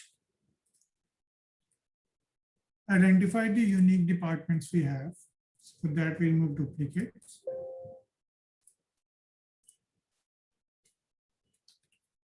Calculate the total sales for each department using the sum if function. Go back.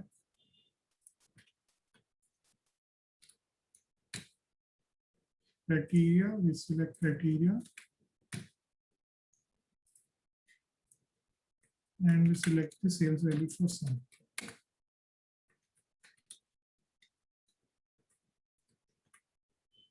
We format it as, let's say it's in dollars.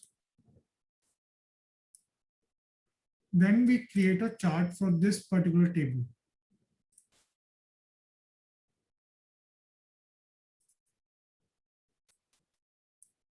So we have total sales. Let's rename it as total sales by department. On x-axis, we are showing department. So let's add axis title.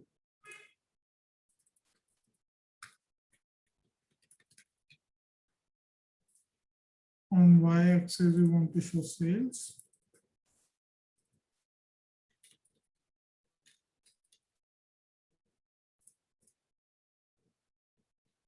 Let's right now keep it on the sheet.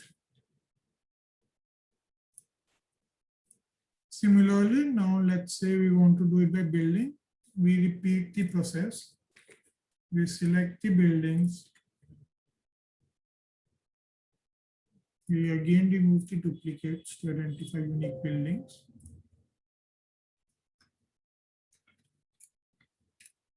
Go to total sales.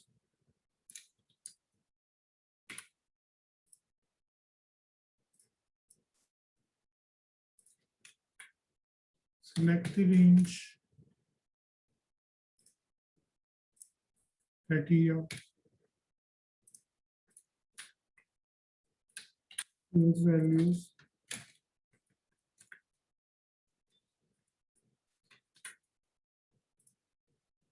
Format.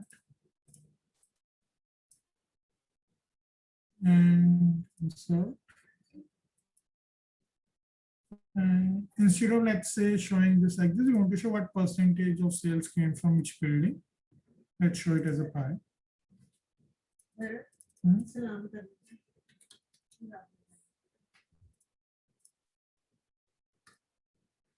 And let's add some data tables. Okay. Let's take this here as well.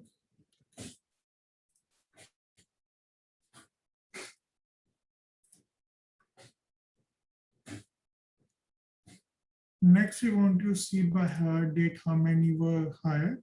So let's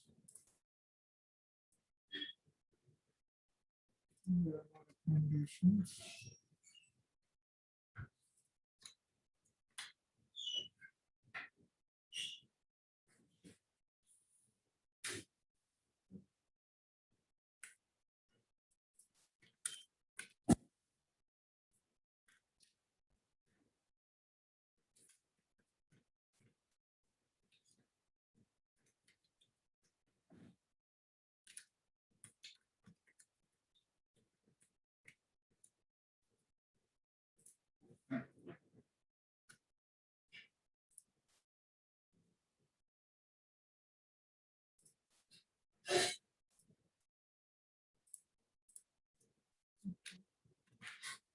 Instead of by date, what we can do is some kind of, let's do this later.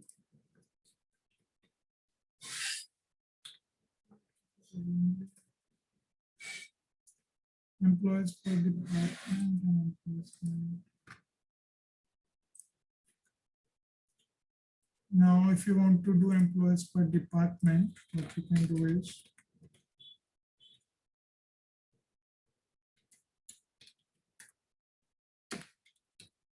we count if again range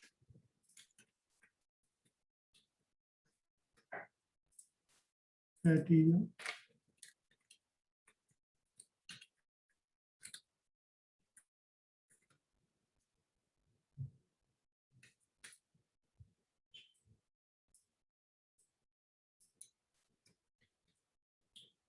Let's say we show it as a table itself.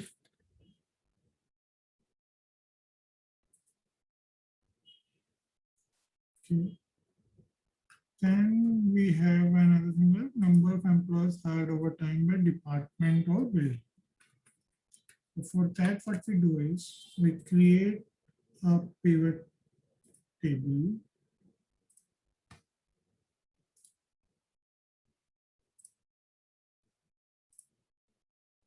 We pick up hire date in rows.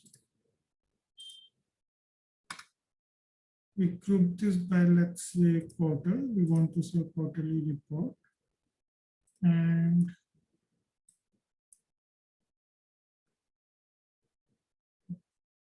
now we select this, insert a chart.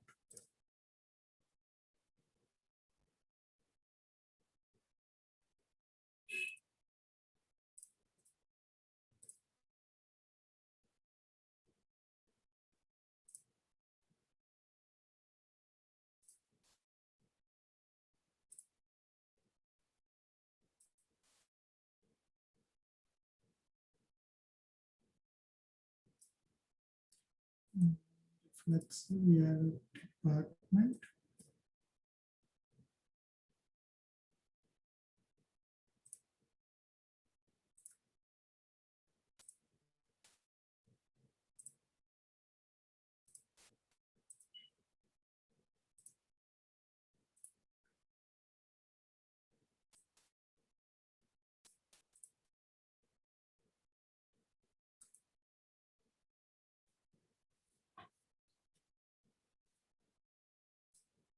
So now we have a chart for this.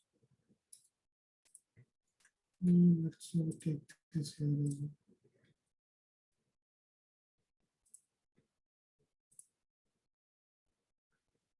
So right now we have this three charts, one table that we want to show on this report. Once we have this here, let's work on rearranging them so that the layout kind of makes sense. Let's put the table here. We add some kind of title to it.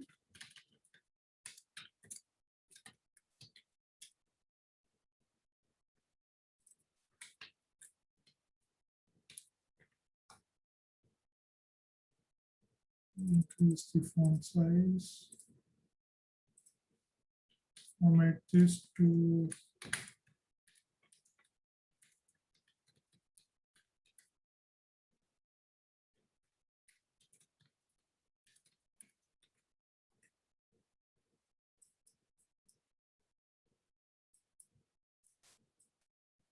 add some borders.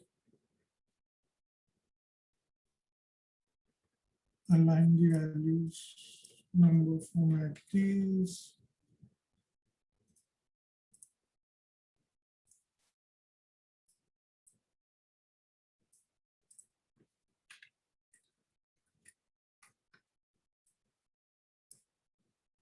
Move this chart here.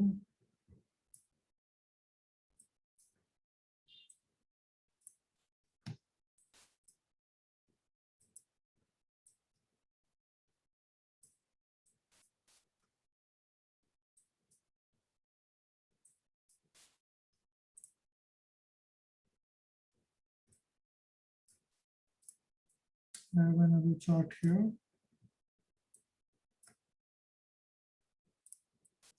And the last chart here.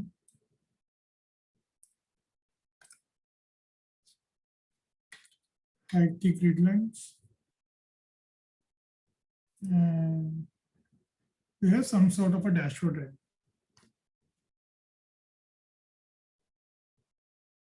You can make it as fancy as you want. Let's say you want to even hide these white rows.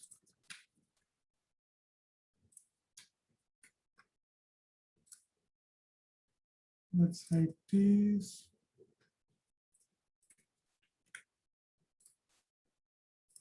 Let's hide this. Fill some kind of a background color to it.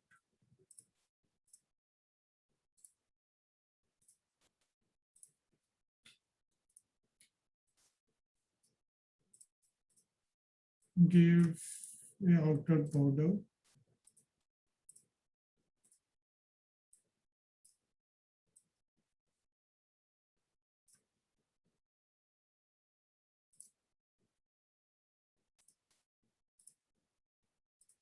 Let's see, also reduce this. So like this, you can format it whatever way you want to make it look more better graphically or appealing to the eye. But the basic setup remains the same. You identify various elements that you want, individually create those, bring them together on a single page, where then you showcase it as a dashboard. Any questions still here?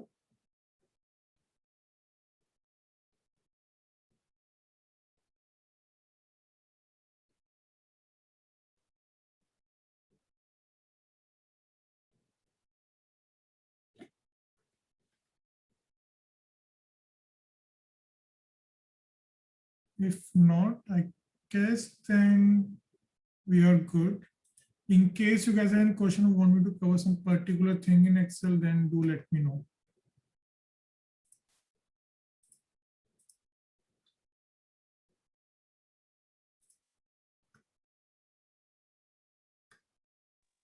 Bharat, what about macros? Macros you can cover in chat. Someone has index match and some if we have covered. Array formulas and index match. Okay, we still have time. We can quickly cover macros. And Manan, are you still here? I think he's not here He's currently. not here. Okay, then let's move to macros.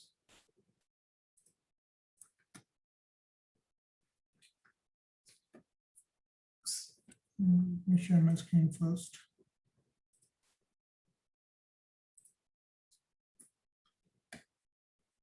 In macros, there are two kinds. One is the recorded macros and the other using VBA when you code. I won't be going into VBA coding at all, but let's look at how we can record macros and kind of make our life a bit simple.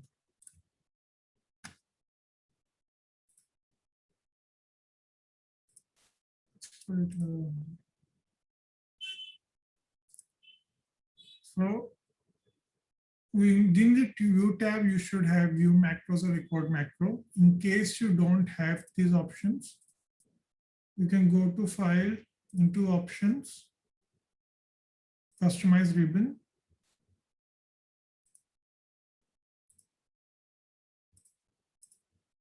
Look for macros here.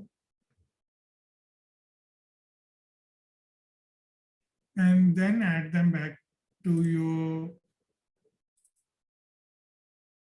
customize ribbon tab. So for me, they are in view. Let's say I remove them from here.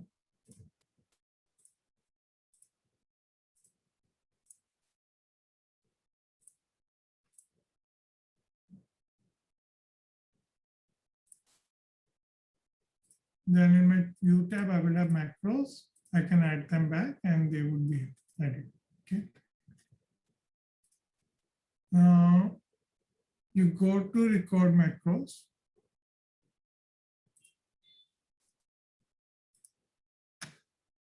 Give it a name. It's macro one, some shortcut key. Don't use the regular shortcut Control B for bold, Control I for italics. Create something else. Let's say I create Control O. Use this workgroup as scope. You won't want to interfere with other sheets.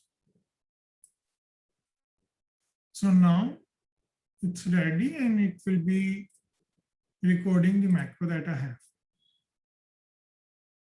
We have selected the cell A3 right now. Let's say what I want is whichever cell is selected, it highlights that cell.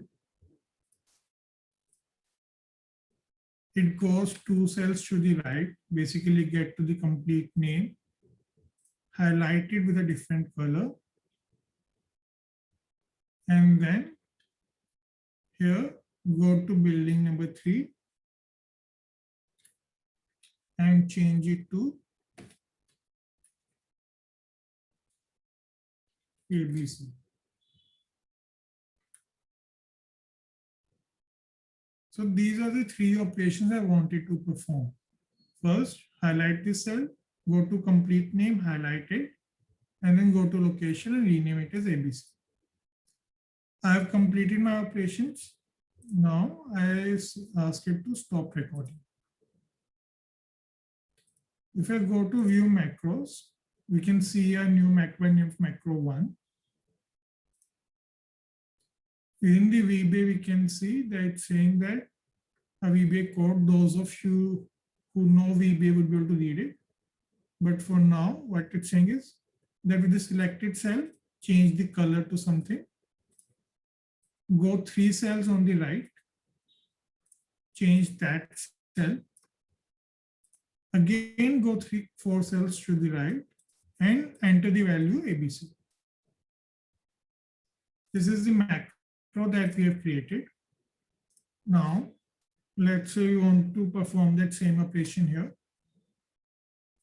Either we can go view macros and run it like this. You can see it highlighted 2 cells, rename it. Or we can press Ctrl O and it will perform the same operation.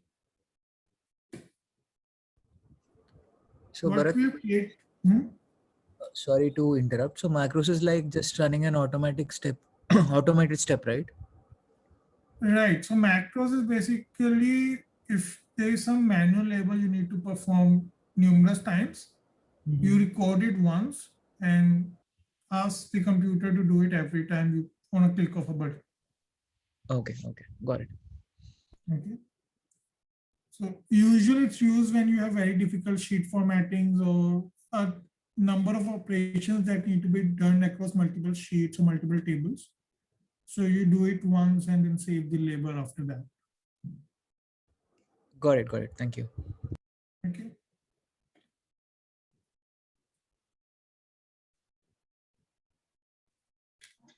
Bharat, using macros, can we do some kind of looping? Like, let's say these 3 steps you read and saved it as a macros. Like, so what if I want to perform the same step for the next 10 cells? Like for every 10 cells, like I should do manually. So is there any loop we can create? See, it's not within macro, then you will have to do it. You will need to know some amount of VBA where you write a VBA code to go into each of those 10 cells and call that macro there. So there is some amount of coding involved. It won't be simple record and create. Got it.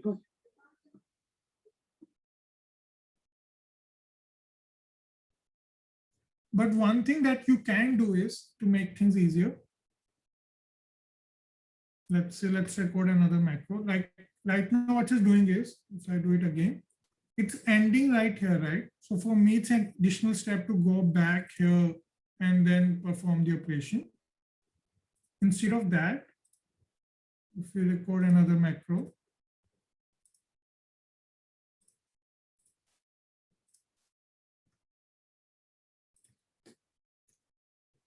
let's control U.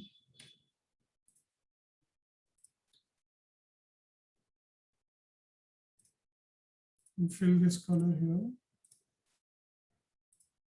We fill some other color here. We rename this as MMP.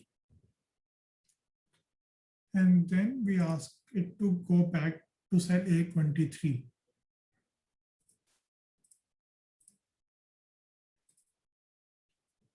So now if I use that shortcut, okay.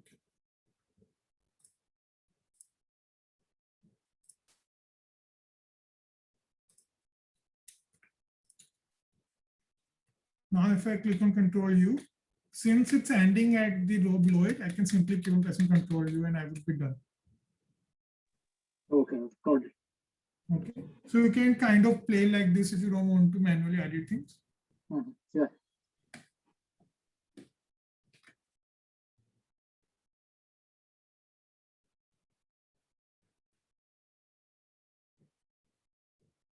Anything else you guys want me to cover? Bharat, if you can just explain this index and match once, the last thing. Okay. Thanks. So basically these 3 functions are usually used together, offset, index, match, and mainly to do a more complicated VLOOKUP. But let's still try to do.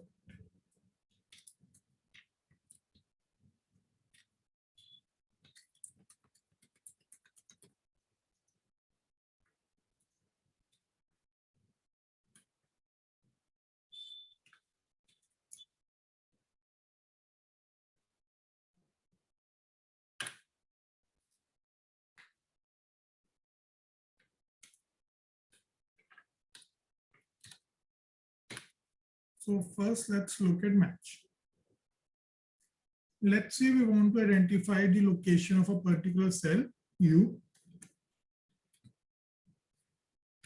in this array.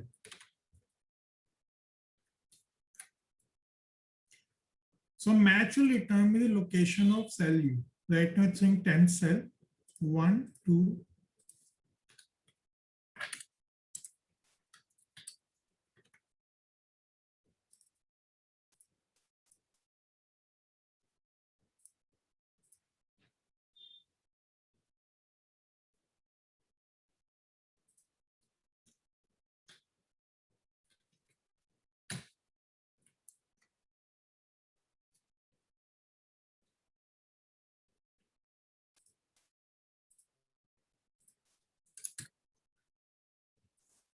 All right.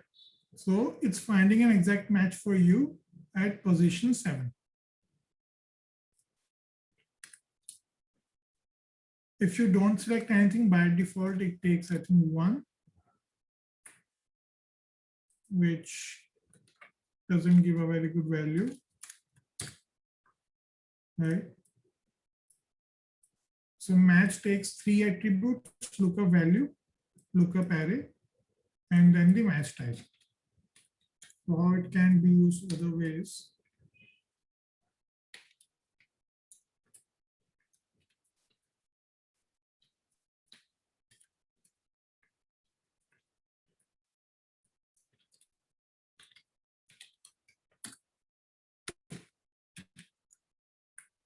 We want to look up this value within this array, and we want it to be an exact match. So it says that A and B are not available. U is at position 7, Q at position 1, and G and H are again not available.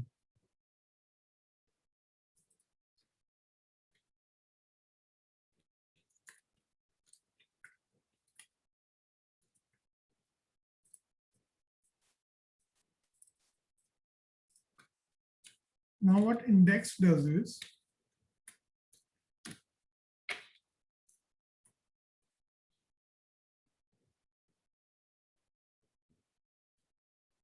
now let's say we select an array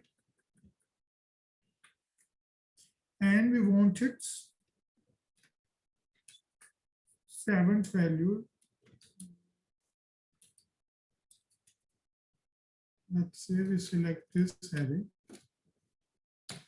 From here we want this row and this second column returned.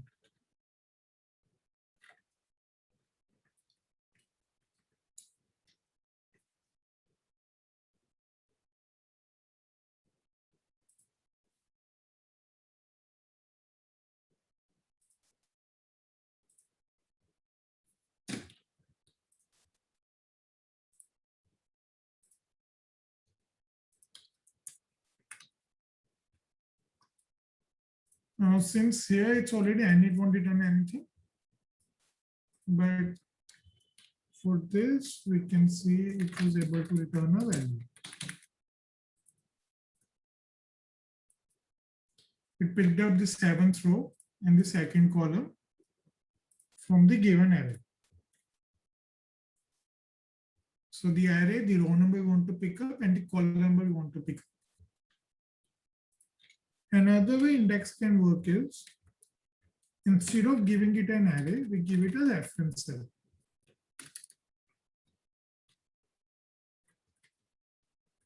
So from this cell, we want to pick up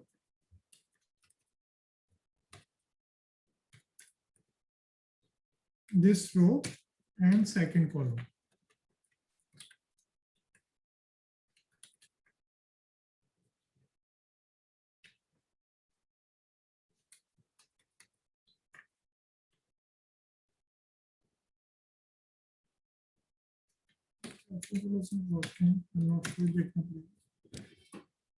Is this index, this match index clear?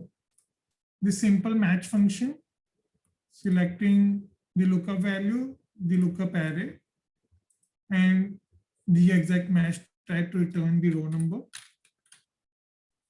And within index, selecting a lookup array, identifying the row and the column. So basically we are getting the same VLOOKUp. Match and index combined give us the VLOOKUP function that we were working with earlier. So if you write it like this,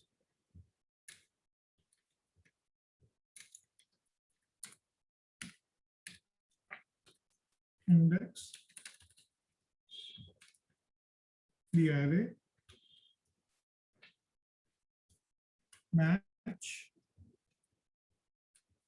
lookup value, lookup array, exact match, and the second part.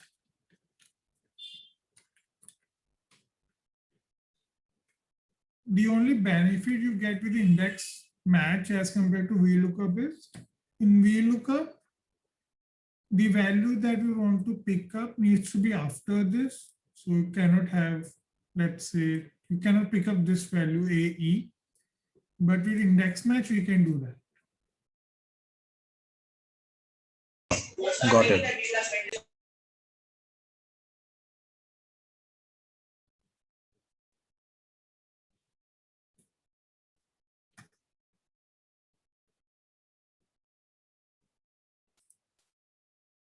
Anything else? Bharat, just remember to save this Excel sheet. This one? Yes. Okay, sir.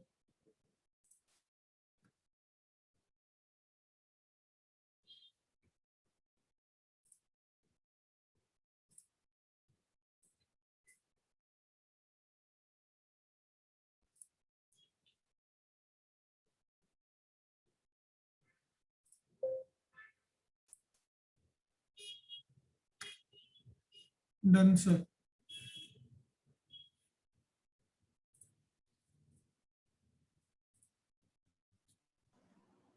You can share this Excel file with us. We'll share the file with that. All right, Abhishek, I'll share this Excel with you. And I don't think there's any other Yeah, man. questions, then we can wind up.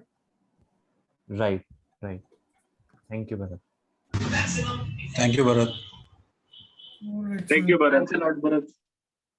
Thanks, Bharat. Thank you, Bharat. We'll just share the recording and the files and the Thanks, deck Bharat. with you once post the session. Thanks a lot, everyone. Thank you. Thank you, ConClub.